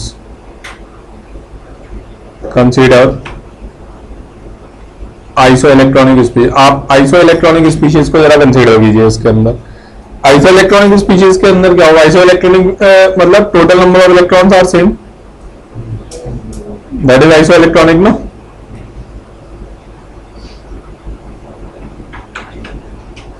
Total number of electron same.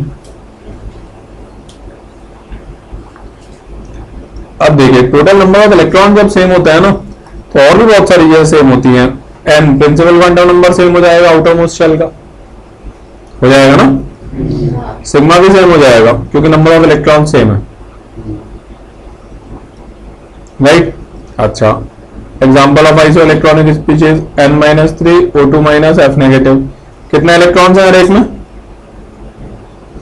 How many electrons? अबे 10 electron है हर एक में यार। 7 + 3 8 + 2 और 9 + 1, ठीक है, clear है। तो हर एक में 10 इलेक्ट्रॉन है। अब आप ये देखिए कि बोर मॉडल में हमने देखा था R was equal to 0.529 n² / z angstrom, देखा था। ये था वन इलेक्ट्रॉन सिस्टम के लिए। अगर मल्टी इलेक्ट्रॉन सिस्टम की बात करेंगे तो यहीं पे R is equal to 0.529 n² upon z effective लिख दूंगा। मल्टी इलेक्ट्रॉन सिस्टम में z को z इफेक्टिव से रिप्लेस कर दिया तो कुछ अप्रोक्सीमेट नियर बाई रिजल्ट आना चाहिए ना। अब आइसो इलेक्ट्रॉनिक स्पीशीज की जो आप बात कर रहे हैं, अच्छा पहले तो ये लिख दो, यहां पे ये तो था वन इलेक्ट्रॉन सिस्टम और ये हो गया मल्टी इलेक्ट्रॉन सिस्टम।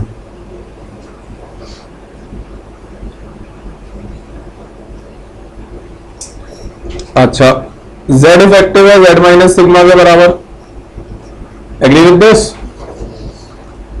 अब आप इस चीज को देखिए,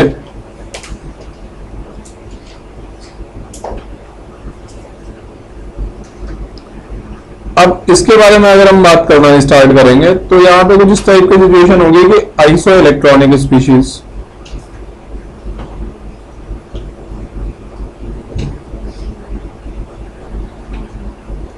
जो आइसो इलेक्ट्रॉनिक स्पीशीज होंगी इसके अंदर n और सिग्मा तो हो जाएंगे सेम, और अगर n और सिग्मा यहां पे सेम हो जाते हैं in that case R has to be equal to inversely proportional to Z only। देखो n और सिग्मा तो सेम हो गया ना, 0.529 n² अपॉन z - सिग्मा था ना, तो n भी सेम है और सिग्मा भी सेम है, तो बचा क्या Z।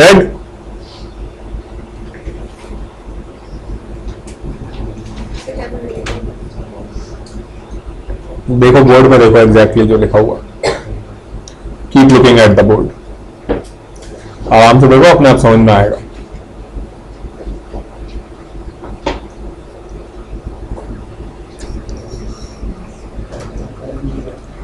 तो सेम हो गया ना, ये भी सेम है और ये भी सेम है, तो बचा क्या, यही तो बचा, right. R inversely proportional to Z हो जाएगा ना आइसो इलेक्ट्रॉनिक स्पीशीज के लिए। नीचे पढ़ो, आइसो इलेक्ट्रॉनिक स्पीशीज की बात कर रहे हैं, तो आइसो इलेक्ट्रॉनिक स्पीशीज में सेम नहीं होगा n और सिग्मा। अभी तो ऊपर देखा था, ध्यान से देखो ना, ये अभी यहाँ नहीं देखा था आइसो इलेक्ट्रॉनिक स्पीशीज में n और सिग्मा सेम होता है। अभी ठीक है, एग्री। तो R inversely proportional to Z हो जाएगा, हो जाएगा।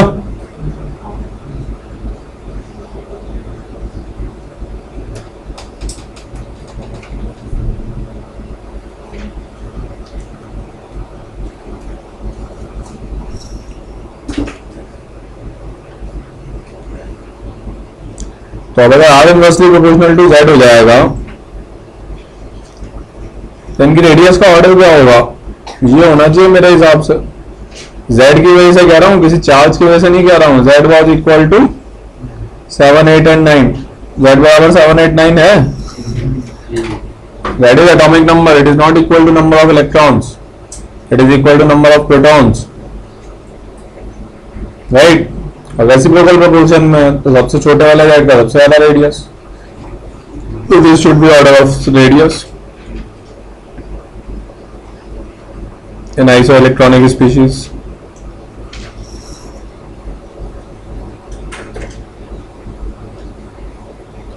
Everybody agrees with this, right?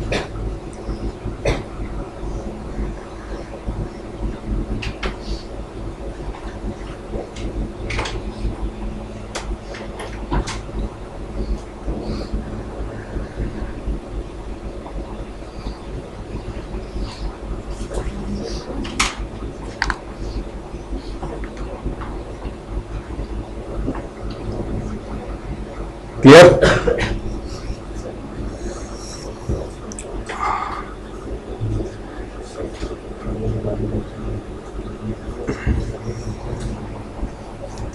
आगे बढ़ते हैं। लास्ट टॉपिक है वैन डर वाल्स रेडियस।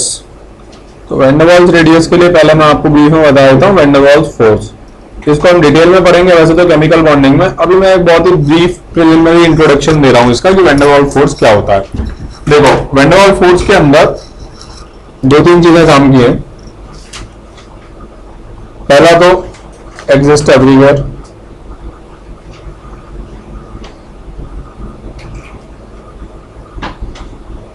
हर जगह एग्जिस्ट करता है। दूसरा वीकेस्ट इन मैग्नीट्यूड,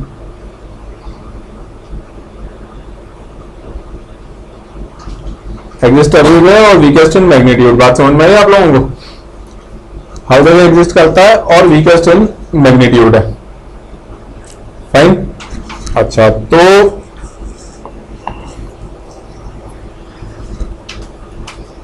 होता क्या है आप मुझे पूछोगे तो बड़ी सिंपल सी चीज है। वैन डर वाल्स फोर्स ये कहता है कि this whole universe is made up of nucleus and electrons. Obviously तो ये कहता है कि ये न्यूक्लियस है और ये इलेक्ट्रॉन्स हैं, अब इनके बीच में कुछ ना कुछ तो फोर्स ऑफ अट्रैक्शन होगा ही होगा, राइट? तो ये कह रहा है कि जहां पे कोई और फोर्स एग्जिस्ट नहीं करेगा आप वहां पे इसको अकाउंट कर लीजिए। जैसे मैं आपको एक एग्जांपल देता हूं। अगर अब आप मुझे पूछोगे कि H2 है और HCl है, अब अगर आप मुझे कहोगे सर इनके इन दो के बीच में हाइड्रोजन और HCl के बीच में, जैसे एग्जांपल दे रहा हूं आपको समझाने के लिए क्योंकि इसके क्लासिफिकेशन वगैरह केमिकल बॉन्डिंग के एंड में आएंगे। H2 और HCl के बीच में कौन सा फोर्स है? तो मैं कहूंगा वैन डर वाल्स फोर्स है। अब देखो जनरेट कैसे होगा, बड़ी सिंपल सी चीज है। मान लो एक H2 मॉलिक्यूल है, अब एक H2 मॉलिक्यूल के अंदर दो इलेक्ट्रॉन होंगे ना, एक H2 मॉलिक्यूल बना रहा हूं मैं, दो इलेक्ट्रॉन होंगे इसमें, होंगे ना? अब देखिए वो जो दो इलेक्ट्रॉन है, आप ऐसे देखिए कि ये जो HCl है, इस HCl के अंदर कुछ चार्ज पोलैरिटी होगी, यहाँ पे डेल्टा प्लस और यहाँ पे delta minus, H plus Cl minus होता है। Agree with this? ये जो डेल्टा प्लस है, ये डेल्टा प्लस जिस साइड में मैंने अभी ड्रॉ किया हुआ है, इस डेल्टा प्लस की वजह से वो जो दो इलेक्ट्रॉन्स होंगे momentarily at some time t equal to t एक पर्टिकुलर हाफ में आ जाएंगे क्योंकि ये डेल्टा प्लस उनको खींच रहा होगा। तो अब अगर आप देखोगे तो इस पर्टिकुलर मोमेंट ऑफ टाइम पे ये वाला हाफ डेल्टा नेगेटिव है इस H2 का और ये वाला हाफ डेल्टा पॉजिटिव है रिलेटिवली। और ये जो इलेक्ट्रॉन जो इस साइड में इस वजह से आ गए क्योंकि यहाँ पे ये एक डेल्टा प्लस है और ये भी एक और डेल्टा प्लस है, अट्रैक्शन फोर्स होगा ना। बात समझ में? अब ये जो सिचुएशन मैंने आपके सामने इस समय बना दी है, इसको एक ब्लॉक में ले लेते हैं। ये जो सिचुएशन मैंने इस समय आपके सामने बनाई है, this situation is in practicality known as temporary dipole. Temporary dipole और इंड्यूस्ड डायपोल। टेम्परेरी डायपोल ही तो है, हाइड्रोजन तो डायपोल मतलब पोलैरिटी, दो पोल्स, राइट? तो हाइड्रोजन डायपोल थोड़ी होता है, तो न्यूट्रल है ना। बट यहाँ पे देखो डायपोल की तरह नहीं लग रहा है, एक डेल्टा नेगेटिव एंड एक डेल्टा पॉजिटिव एंड है। Do you agree with this? Right? तो इस सिचुएशन में मैं बाहर आऊंगा, देन आई कैन से ये जो H2 है, H2 के अंदर इस समय आप इस तरीके की एक बाइफरकेटिंग लाइन ले लो, ऐसे इसको बीच में बाइफरकेट कर दो और इधर डेल्टा नेगेटिव है और इधर डेल्टा पॉजिटिव है और सामने यहाँ पे एक HCl है और इसके ऊपर डेल्टा पॉजिटिव है और इसके बीच में यहाँ पे फोर्स ऑफ अट्रैक्शन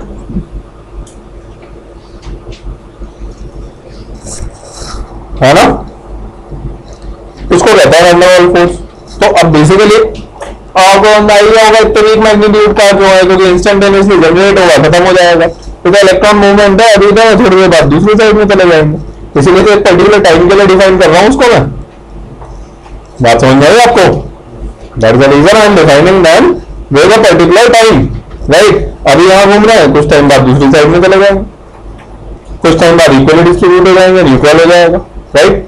तो वैन डर वाल्स फोर्स तो जनरेटर डिमिनिश होता रहता है, that is the reason they are weakest forces known so far. जहां कोई और फोर्स नहीं क्या होता वहां हम कहते हैं कि ठीक है यार वो कुछ डायपोल्स तो पूरे वर्ल्ड में जनरेट और डिमिनिश तो होंगे, तो van der Waals force will keep on existing. बात समझ में आई आप सभी को, राइट। अच्छा, तो अगर राजेश ने बोल दिया वेबसाइट पर यहाँ पे तो कल परसों अपलोड होगा, वो आप लोगों को मेल भी कर देगा ये सारी स्लाइड्स, है ना। तो रात को 12 बजे तक आ जाएंगी, तुम चेक करोगे ना? पढ़ाई नहीं करोगे रात को 12 बजे? पढ़ते हैं ना। हाँ, कंप्यूटर में काम है। कंप्यूटर में काम है, क्या काम है कंप्यूटर में? प्रोग्राम बनाना। प्रोग्राम? कौन सा प्रोग्राम आने वाला है? प्रोग्राम आने नहीं वाला है, प्रोग्राम बनाना है। प्रोग्राम आने वाला नहीं, नहीं बनाना है। प्रोग्राम तो स्टार टीवी में बना बनाया आता है, तुम क्यों बना रहे हो? हम लोग को दिया गया प्रोग्राम बनाने के लिए। अरे तुम आईटी की तैयारी करो यार, प्रोग्राम क्यों बना रहे हो? प्रोग्राम तो स्टार टीवी वाला कराता है नहीं? वो अलग प्रोग्राम है और ये अलग प्रोग्राम है। अरे रात को 12 बजे प्रोग्राम बना रहे हो? कंप्यूटर पे लाइट शो में डाल के शो अभी प्रोग्राम गेम तीन आदमी है, गेम्स तीन बंदे हैं। नहीं, आईटी की तैयारी है ना, गेम्स कहाँ है यार? नहीं, गेम नहीं खेलेंगे, ये गलत बात है। और वो भी बनने वाला गेम नहीं, गलत बात, बनने वाला गेम कैसे? और वो भी 3-3 बंदे, तुम उनका कंट्रोल कैसे करोगे? देखो 3 बंदा तुम अकेले, वो सिर्फ 2-3, थोड़ा गड़बड़ है ना। तुम एक काम करना, 2 बंदे मुझे दे देना, मैं भी एक किसी और को दे दूंगा, एक मैं रख लूंगा, है ना। तो तुम कल लेके आना, हाँ फिर ठीक है। हाँ भाई आगे बढ़े।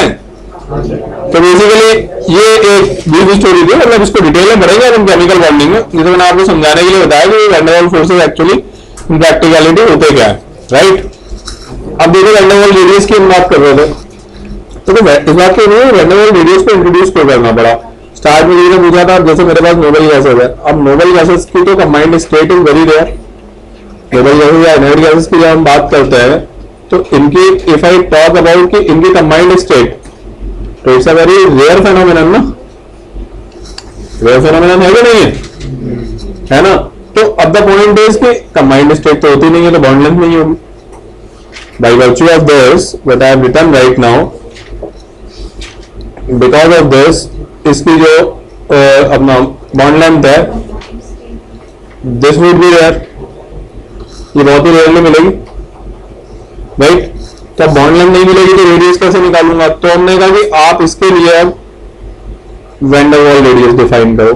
अब वैन डर वाल्स रेडियस क्या होगी? बड़ी सिंपल सी चीज है, van der Waals radius would be, again होगी तो बॉन्ड लेंथ बाई 2, लेकिन किस तरह की बॉन्ड लेंथ बाई 2? वो इस तरह की बॉन्ड लेंथ बाई 2 होगी कि यहां पे जैसे मान लो जीनॉन एटम है, दूसरा जीनॉन एटम कहीं यहां घूम रहा होगा, घूम रहा होगा ना। तो बेसिकली ये 2 जीनॉन एटम होंगे। अब तो और भी वही सी नहीं है, आप इनके बीच की ये डिस्टेंस ले लो, let's say this distance comes out to be equal to x, मान लीजिए कि ये x के बराबर आती है, तो r is equal to x by 2। हाँ, x के लिए एक कंस्टेंट चाहिए, but x is the nearest distance, क्योंकि ऐसे तो हजारों जीनॉन एटम होंगे ना, तो जो भी 2 सबसे पास में मिल जाते हैं हमें, उन दोनों को कंसिडर करना है हमें, पहली चीज। अब दूसरी चीज यहाँ पे समझते हो, ये वाले ध्यान से सब मेल हो जाएगा आप लोगों को। तो दूसरी चीज,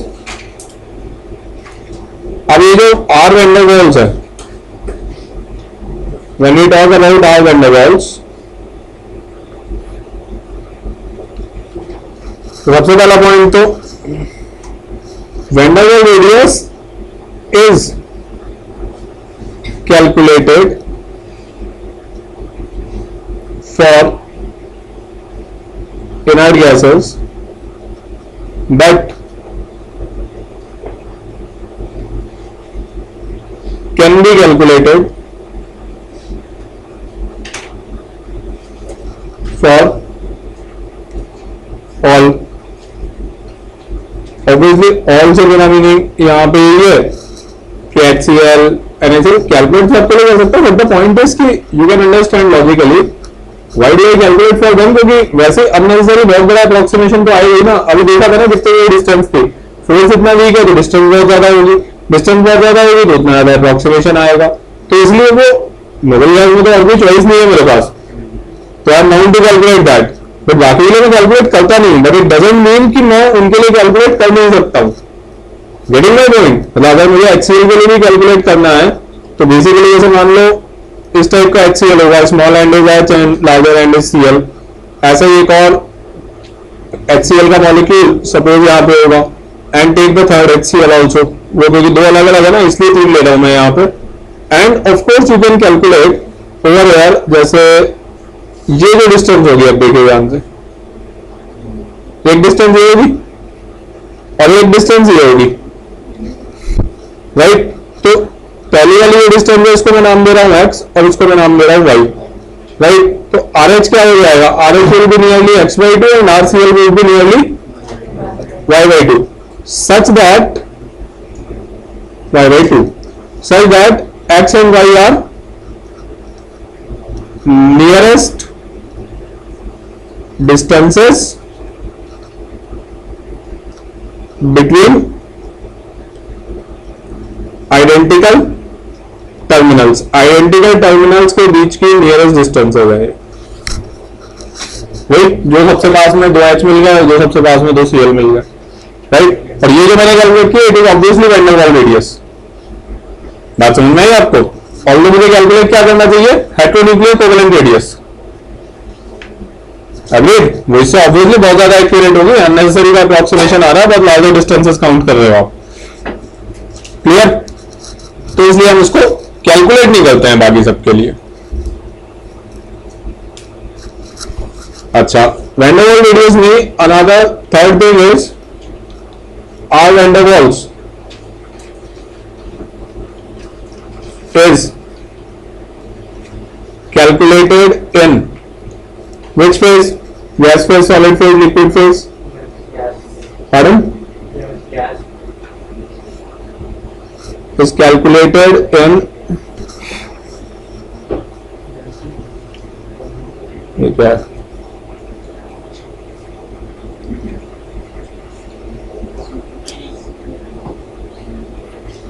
It is calculated in solid oblique liquid phase. अरे गैस फेज में तो बहुत अप्रोक्सीमेशन आ जाएगा यार, गैसेस फेज उसको कहते हैं जिसमें सबसे कम फोर्स होता है, बहुत ज्यादा डिस्टेंस होती है।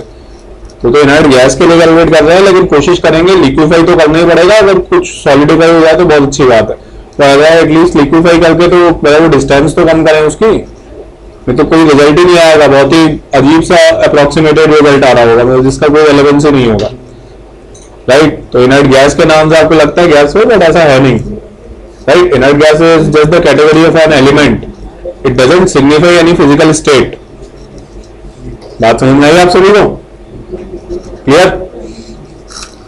चलो, तो अब यहां पे एक और बात समझ में आई हमें, therefore for a particular element, अब एक पर्टिकुलर एलिमेंट के लिए अगर मैं बात करूंगा, then R covalent is less than and equal to R metallic is less than R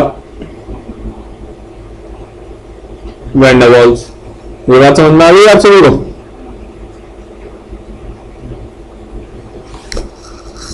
ये बात समझ में आ गई?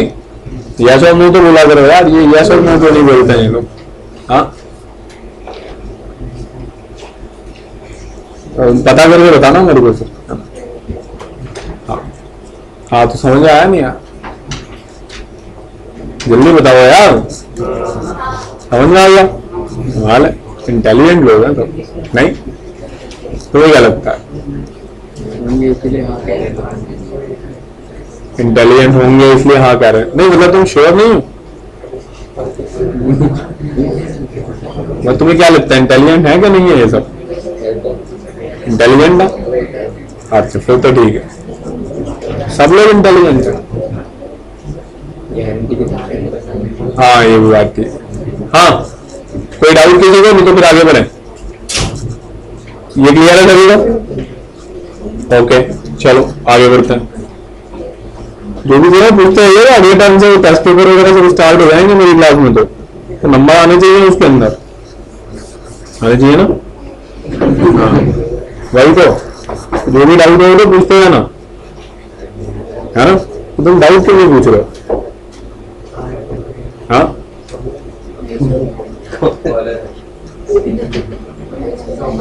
डाउट क्यों नहीं पूछ रहे हो? तुम डाउट पूछो ना। नहीं अरे हमारा दिल रखने के लिए पूछ लो यार। नहीं तो पूछ लिया करो यार, अच्छा लगता है। नहीं हाँ बोलो।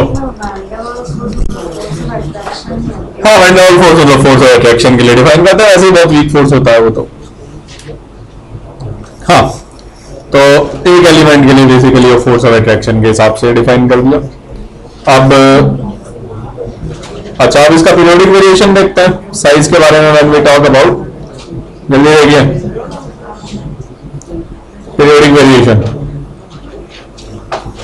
अब देखो इसका जब when we talk about its periodic variation, तो पहले तो बात करते हैं रेगुलर पीरियोडिक वेरिएशन की।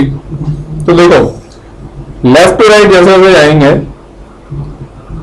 n तो सेम रहेगा ना, प्रिंसिपल क्वांटम नंबर, राइट?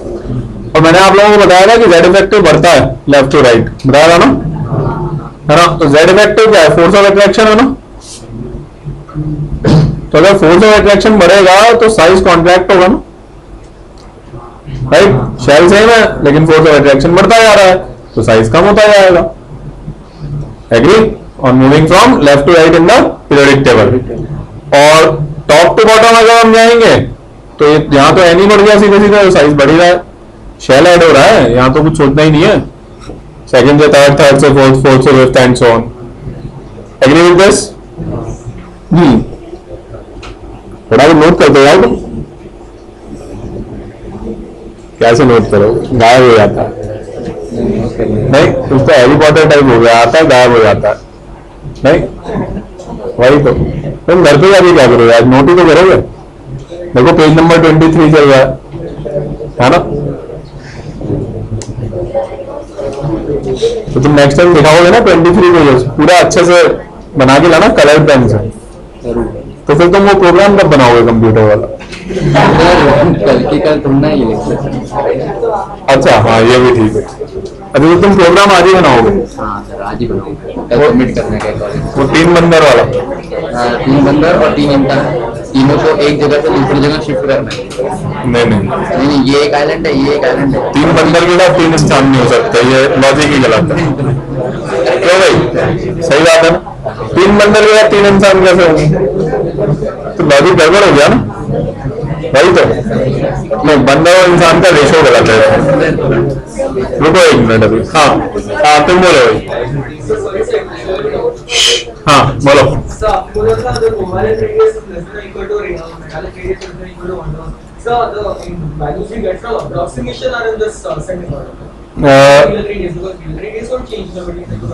नहीं दोबारा बोलो एक बार। ये रहा वो वैन डर वाल्स, इधर उठाओ ना, ये रहा, बोलो।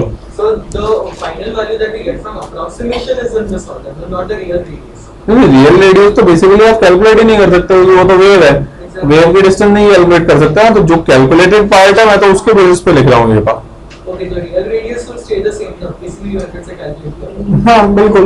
नहीं एक minute, real radius will not stay the same because हर एक पार्ट में फोर्स ऑफ अट्रैक्शन अलग अलग है ना। देखो वैन डर वाल्स फोर्स सबसे वीक होता है, तो तुम अगर van der Waals radius of hydrogen calculate करोगे HCl में तो बहुत ज्यादा आएगी, So that is the reason I do not calculate van der Waals radius of hydrogen. I prefer to calculate homonuclear covalent radius of hydrogen using H2. Right? I prefer to take that जिसमें मुझे सबसे ज्यादा accurate result मिले, क्योंकि मेरा objective ये है कि मुझे सबसे ज्यादा एक्यूरेट रिजल्ट चाहिए. अरे हाँ, आप बोलिए. Sir, ये I equal to 0.59 into L square by Z effective. हाँ, So Z effective is Z minus sigma. Z effective is Z minus sigma. So you had cut L square and sigma, and you had written I is directly proportional to 1 by Z. हाँ, क्योंकि वो same थे ना, उनको cut कर दिया था. अरे प्रोपोर्शनलिटी बता रहा था मैं तो वहां पे कि मतलब उनको मैं काउंट नहीं कर रहा हूँ. So it should be I is directly proportional to 1 by Z minus sigma. नहीं, मैं उस सेंस में नहीं कह रहा, मैं तो ये कह रहा हूँ कि सिग्मा पे डिपेंड नहीं करेगा. मतलब मैं जो कंक्लूजन आंसर जो लेना चाहूंगा वो Z के हिसाब से लेना चाहूंगा, मैं तो ये कह रहा हूँ वहां पर. राइट, मैं मतलब प्रोपोर्शनलिटी को मैंने आपको केवल समझाने के लिए लिखा हुआ है. मैं तो कह रहा हूँ आंसर जो मैं दूंगा वो तो Z के हिसाब से ही दूंगा ना. फाइनली डिपेंडेंसी Z पे ही रहेगी ना, जो तुम कह रहे हो. आई एग्री मैथमेटिकली, उसमें कोई और वाली बात नहीं है. लेकिन उसी प्रोपोर्शनलिटी में चेंज होगा ना, तो जिसका Z जितना ज्यादा होगा वो और आगे निकल जाएगा. तो सिग्मा की वैल्यू तो फिक्स ही है ना. राइट, सिग्मा अगर 3 है तो वो 3 ही है ना. राइट, तो अगर Z की वैल्यू 10, 15 और 20 है, राइट, इन दैट सेंस है ना, तो वो मैथमेटिकली नहीं, मैंने केवल एक्सप्लेन करने के लिए लिखा है. हाँ, कोई डाउट? क्लियर है? हाँ, And same place to reward. Magic, you don't believe in magic? Watch Harry Potter, simple है. अरे आइसो इलेक्ट्रॉनिक स्पीड है ना, total number of electron same है. Total number of electron same है तो प्रिंसिपल क्वांटम नंबर सेम हो गया. n same हो गया, total number of electron same है तो सिग्मा सेम हो गया. सिग्मा डिपेंड नहीं इलेक्ट्रॉन्स पे करता है. Sigma is directly proportional to number of electrons. ठीक है. हाँ, चलो आगे बातचीत करते हैं. तो ये तो बात है cross over down the group. अब इसके अंदर कुछ इरेगुलरिटीज होती हैं. एक दो इरेगुलरिटीज है तो वो हमें पता होनी चाहिए, क्योंकि कुछ पूछते रहते हैं उससे रिलेटेड. पहली irregularity, first as an example बताता हूं आपको, तो आपको ज्यादा अच्छे समझ में आएगा. R neon is quite greater than R fluorine. देखो रेगुलर ऑर्डर के हिसाब से देखो, फ्लोरीन यहाँ आता है और नियॉन यहाँ आता है. पीरियोडिक टेबल में पोजीशन जमाना सीखो पहले तो फ्लोरीन इधर आएगा और नियॉन इधर आएगा. राइट, तो द पॉइंट इज कि नियॉन की रेडियस वैसे तो इधर से इधर जाएंगे तो आर कम होता है ना, लेकिन R neon is quite greater than R fluorine. Reason आपको समझ में आया? नहीं, नियॉन की तो केवल वैन डर वाल्स रेडियस ही कंसीडर करूंगा ना, और कोई चॉइस नहीं है.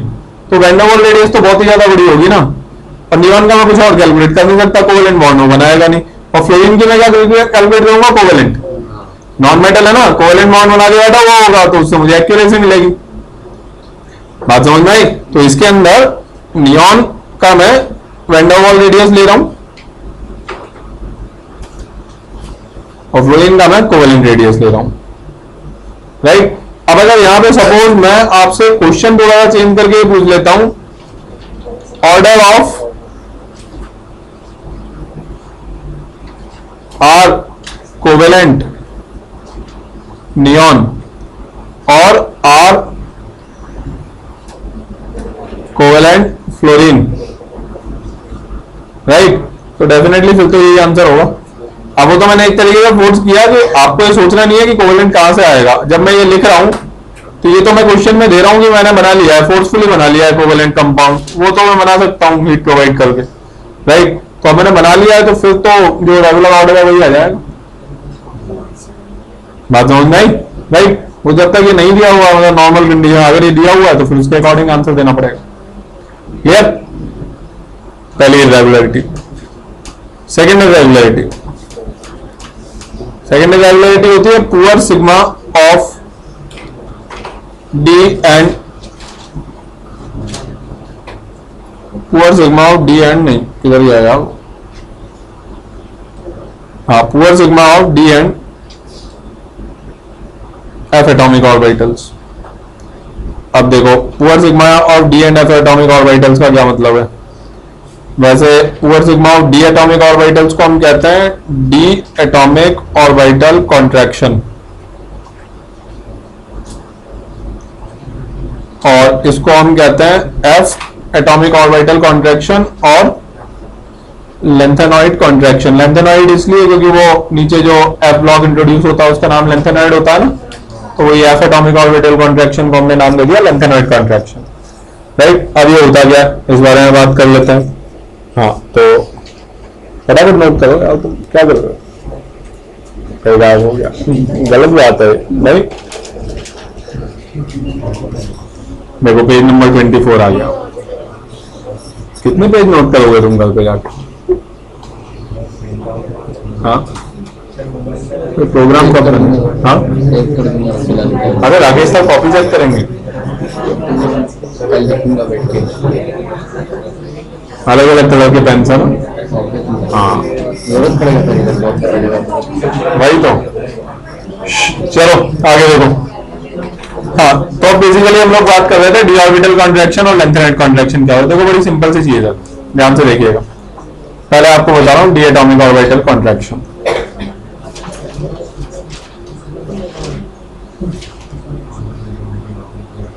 D atomic orbital contraction. Rakesh sir ने 11 बजे तक क्लास लेने के लिए बोला है, तो तुम लोग जब थक जाओ तो मुझे बता देना। राइट, मतलब 11 बजे के बाद कभी भी बता सकते हो। राकेश सर ने बोला मेरे को कि उन्होंने बोल दिया कि 11 बजे तक ले लो सर आप क्लास। वो तो बाहर बता रहे थे मेरे को ऐसा। हाँ 11 बजे तक होगी तो वो नेट पे जल्दी आ जाएगा। और देखिए डी एटॉमिक ऑर्बिटल कॉन्ट्रैक्शन। देखिए डी एटॉमिक ऑर्बिटल कॉन्ट्रैक्शन क्या होता है कि एक तो कुछ कुछ काम की चीज है, मतलब जस्ट आपको याद रहे इसलिए लिख रहा हूं यहाँ पे रेड कलर से। Applicable only for aluminium to gallium, और कहीं पे भी एप्लीकेबल नहीं होता। अब क्या होता है ये देखिए, बोरोन एल्यूमिनियम गैलियम, ध्यान से देखते रहिएगा। गैलियम के जस्ट पहले यहाँ पे 3D डी ब्लॉक इंट्रोड्यूस हो गया 3D सीरीज के साथ। एग्री? अब होता है कि फर्स्ट टाइम डी ब्लॉक का इंट्रोडक्शन हुआ, फर्स्ट टाइम डी ब्लॉक का इंट्रोडक्शन हुआ। तो जैसे फर्स्ट टाइम यहाँ पे डी ब्लॉक का आपने इंट्रोडक्शन किया, उसके अंदर basically the thing which happens is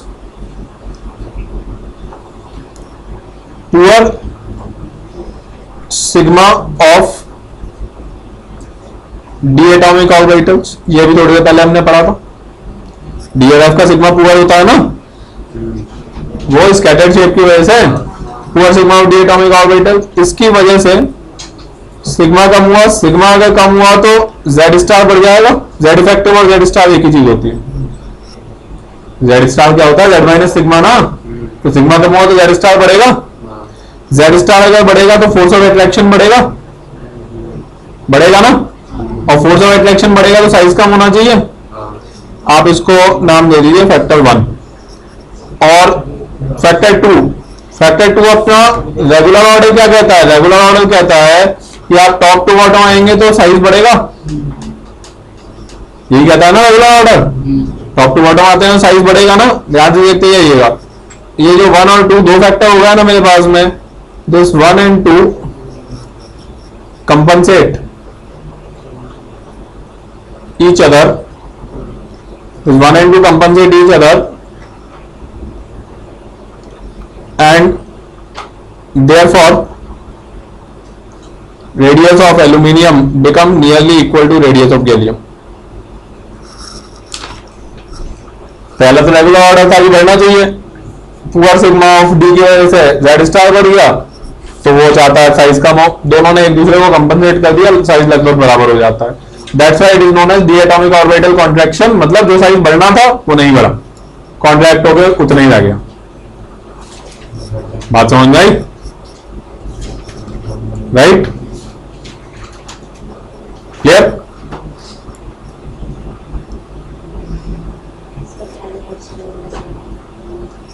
action replay, हाँ ये भी ठीक है।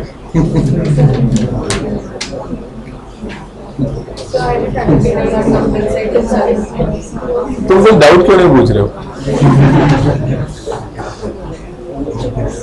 कुछ डाउट पूछो यार, मतलब इतने सारे लोग डाउट पूछ रहे हो, तुम डाउट ही नहीं पूछ रहे हो। गलत बात है ना, तो आप डाउट क्यों नहीं पूछ रहे हो? हाँ हाँ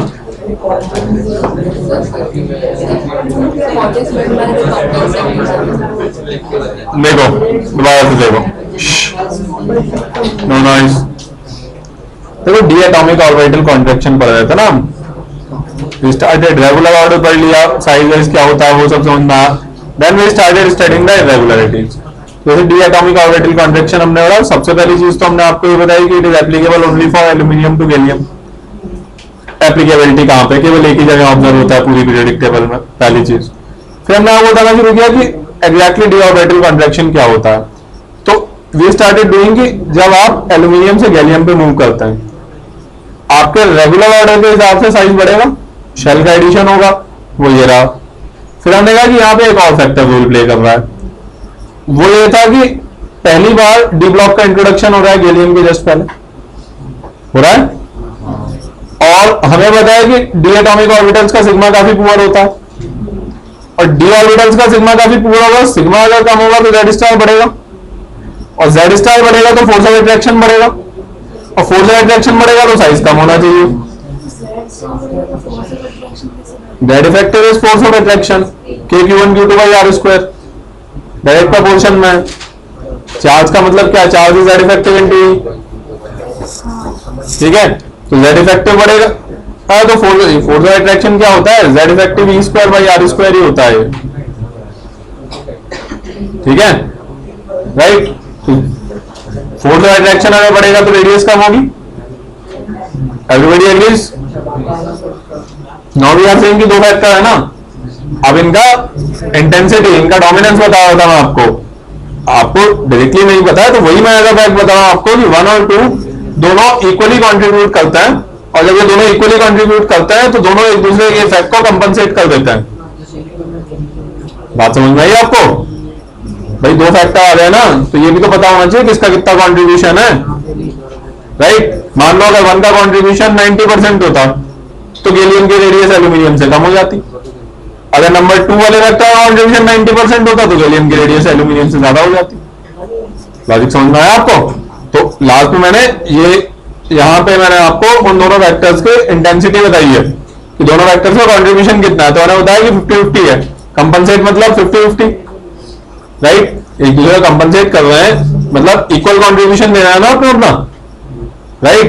तो that's what I have told you कि दो फैक्टर्स अगर आपके सामने मैंने बताया, यू मस्ट नो कि इनका कंट्रीब्यूशन कितना है, दोनों का इक्वल कंट्रीब्यूशन है तो एक दूसरे को कंपनसेट कर देता है। अगर एक दूसरे को कंपनसेट कर देंगे तो एक साइज को इंक्रीज कर रहा है, दूसरा साइज को डिक्रीज कर रहा है, तो कोई इफेक्ट नहीं आएगा, राइट। तो जो रेडियस ऑफ एल्यूमिनियम है वो रेडियस ऑफ गैलियम के लगभग बराबर हो जाती है, कोई चेंजेस भी नहीं आते, राइट। और इसीलिए इसको डी ऑर्बिटल कॉन्ट्रैक्शन कहता है, क्योंकि जो साइज बढ़ना था वो नहीं बढ़ा, कॉन्ट्रैक्ट हो गया। बात समझ में आई आप सभी को? Everybody is clear, right? हाँ, नोट नहीं किया तुमने यार, कर लिया, ये गलत बात है। कर लिया। पेज नंबर 25 शुरू हो गया, देखो पेज नंबर 24 का नोट किया। अच्छा चलो ये तो ठीक। हाँ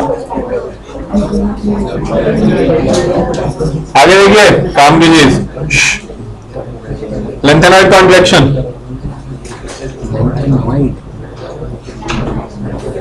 लेंथेनॉइड कॉन्ट्रैक्शन देखिए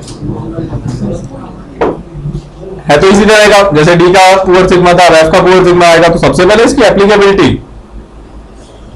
ये बहुत इंपॉर्टेंट है। डी ऑर्बिटल कॉन्ट्रैक्शन केवल एक पर्टिकुलर प्लेस पे एप्लीकेबल है, this is applicable all across, ये बड़ी काम की चीज है, all across periodic table. When I से ऑल अक्रॉस पीरियोडिक टेबल, इसका मतलब देखिए मैं ब्लू कलर से लिखता हूं, ऑल अक्रॉस पीरियोडिक टेबल का मतलब है पूरी 4D सीरीज की रेडियस अप्रोक्सीमेटली 5D सीरीज की रेडियस के बराबर हो जाती है। 4D और 5D मतलब वो पूरी हॉरिजॉन्टल लाइन, 4D वाली और 5D वाली, and even in P block, यहां पे देखिए boron, aluminium, gallium, indium, thallium, और इसके जस्ट आगे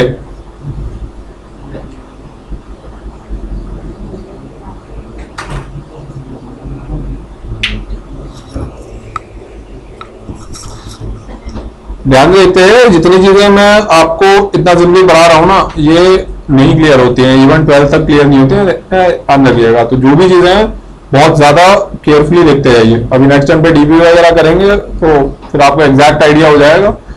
ये एक बार आपका कमांड आ गया तो मतलब बहुत हाई डिफरेंशिएट करेंगे आप IIT-JEE के अंदर, क्योंकि 33% सीधा इनऑर्गेनिक केमिस्ट्री आता है आजकल, और वो किसी को नहीं आता है क्रॉस इंडिया।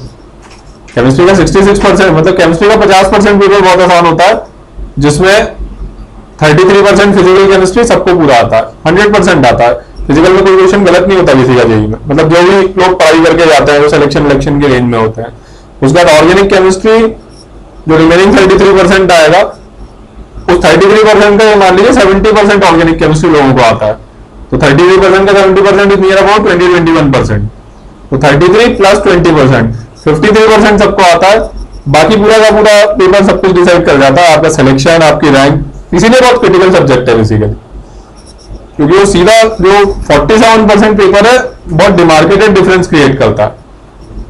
फिजिक्स और मैथ्स में ऐसा नहीं होता, क्योंकि बेसिकली वो सब्जेक्ट्स ऐसे हैं रिलेटिवली आता है जनरली सब लोगों का, मतलब जितने भी लोग पढ़ने वाले लोग होते हैं कहीं ना कहीं कमांड जनरेट कर लेते हैं उसके अंदर, तो डिमार्केशन वाले सब्जेक्ट्स नहीं होते। आप ये मान करके चलो, when you are assuming towards top 1000 rank, 1000 rank के बाहर अगर एज्यूम कर रहे हो तो फिर आपका फिजिक्स मैथ्स अच्छा होना चाहिए, बट 1000 रैंक के अंदर अगर आप देख रहे हो तब तो इट्स वेरी क्रिटिकल थिंग। तो अब इनके अंदर देखिए, यहां पे देखो 4D सीरीज कौन से पीरियड में इंट्रोड्यूस होगी? 5th period, agree? 3D series 4th period में इंट्रोड्यूस होती है, 4D 5th पीरियड में होगी ना। यहां पे 5th पीरियड में कौन है? देखो 2, 3, 4, 5 year of 5th period, right? अरे मतलब 4D सीरीज यहां पे गई है और 5D सीरीज यहां पे गई है, तो बेसिकली जैसे मैंने लिखा ना R4D is nearly equal to R5D पूरी सीरीज के लिए, उसी तरह से यहां पे मैं लिख रहा हूं R indium is also nearly equal to R thallium, R SN is also nearly equal to R PB and so on. मतलब वो बेसिकली पूरा P ब्लॉक तक चलता है ये fact. Last 2 elements of P block F, भाई 4D के बाद में F इंट्रोड्यूस होता है ना, where will introduce F 4D, फिर 5D, वो 5D के जस्ट नीचे F ब्लॉक इंट्रोडक्शन हो जाता है। तो जब F ब्लॉक इंट्रोड्यूस हो गया, रीजन तो आपको क्लियर ही है, वही पहले वाला रीजन है, 2 फैक्टर होंगे, ऊपर से नीचे आएंगे, साइज बढ़ना चाहिए, और एटॉमिक ऑर्बिटल्स की वजह से साइज कम होगा, राइट? तो दोनों एक दूसरे को कंपनसेट कर देंगे। बात समझ में आई आपको, राइट? रीजन तो फिर से वही है ना, पहला ए आप लिखोगे top to bottom R increases, ये एक फैक्टर हो गया। बी आप लिखोगे poor sigma of F atomic orbitals, तो सिग्मा कम हुआ, Z स्टार बढ़ा, Z स्टार बढ़ गया तो फोर्स ऑफ अट्रैक्शन बढ़ गया, और फोर्स ऑफ अट्रैक्शन अगर बढ़ गया तो रेडियस का क्या होगा? कम होगी, right? And then you will say compensate, एक दूसरे को कंपनसेट कर देंगे। तो इसका जो कंक्लूजन है वही मैं यहां पे डिस्कस कर रहा था। तो डी एटॉमिक ऑर्बिटल कॉन्ट्रैक्शन, और इसमें बस डिफरेंस ये वो केवल पूरी पीरियोडिक टेबल में एक ही जगह ऑब्जर्व होता है, एल्यूमिनियम गैलियम पे। Getting my point, right? ये अक्रॉस द पीरियोडिक टेबल हर जगह पूरी 4D to 5D सीरीज, सारे एलिमेंट्स 4D और 5D सीरीज के, फिर P ब्लॉक के लास्ट 2 एलिमेंट्स, मतलब उसी लाइन में जो आगे जा रहे हैं। बात समझ में आ गई आप सभी, right? This is the only difference. D orbital contraction जो है सिलिकॉन जर्मेनियम पर एप्लीकेबल नहीं होता है, नहीं ऑब्जर्व होता है, रेगुलर ऑर्डर होता है, उसमें कोई इरेगुलरिटी नहीं। F ब्लॉक का मतलब शेप ही इतना ज्यादा वियर्ड है ना, मतलब अनआइडेंटिफाइड की कैटेगरी में आता है। DRF में भी बहुत ज्यादा डिफरेंस है ना, डी का कम से कम आइडेंटिफाइड तो है शेप, राइट? आपका तो शेप ही आइडेंटिफाइड नहीं है, बहुत हाईली स्कैटर्ड पार्ट है वो। क्लियर? हाँ नहीं है, इसीलिए उसको हाईली स्कैटर्ड कहते हैं। Highly scattered, highly dispersed, complex shape, ये वर्ड्स यूज होता है एटॉमिक ऑर्बिटल के लिए।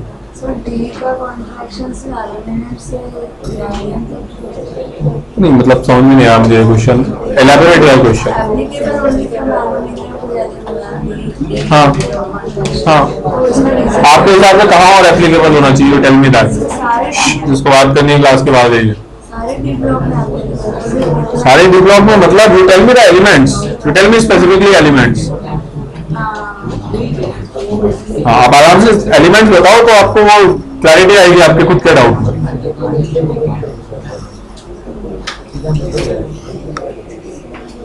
हाँ, ये बात समझ में आई बाकी तो क्लियर।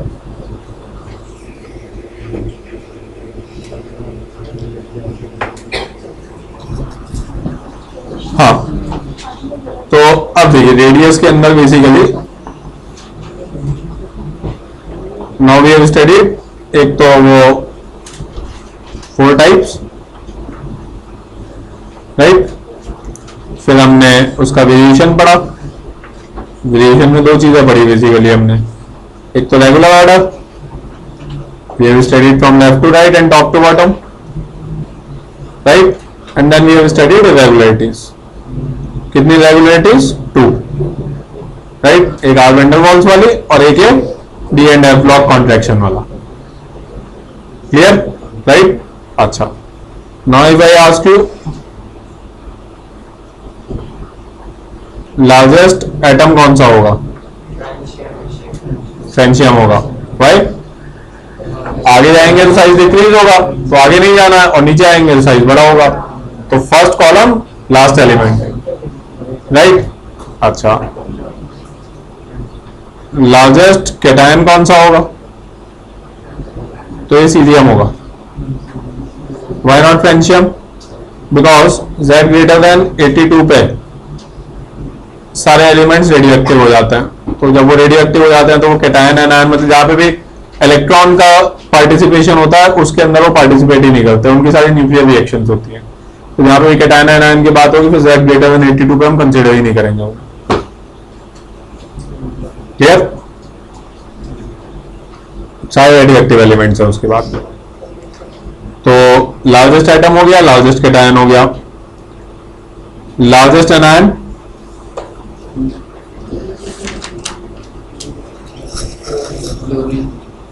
और नीचे जाओ ना, आई नेगेटिव आयोडाइड, टॉप से नीचे भी तो जाओ। एनायन राइट में बनेंगे, वो तो नॉन मेटल की बात सही है, तो नीचे आ जाओ ना, राइट। एस्टेटाइन को फिर से छोड़ दिया, इसके नीचे एस्टेटाइन है, रेडियो एक्टिव है। क्लियर?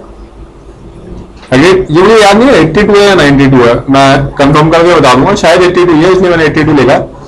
मैं रेड सर्कल बना देता हूँ, मुझे नेक्स्ट टाइम पे याद दिलाना, मैं कंफर्म करके बता दूंगा वो 82 है या 92 है, दो में से एक है, मुझे भी याद नहीं आ रहा है। अब एनसीईआरटी में मिल जाएगा, पढ़ लेना घर जाके।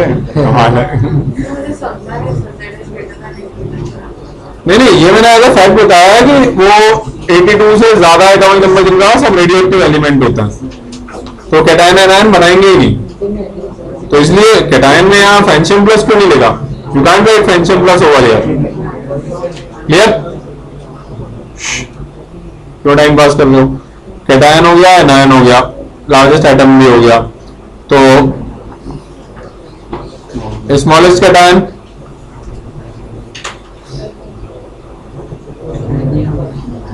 H प्लस होगा ना, obviously H plus. Agree? Smallest anion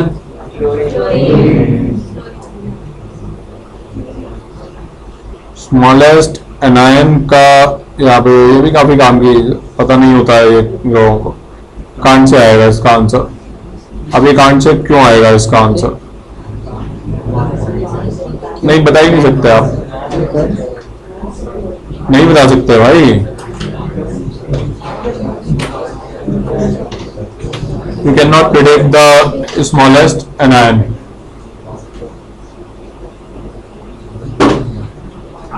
Why? ऐसा क्यों? क्यों भाई, ऐसा क्यों?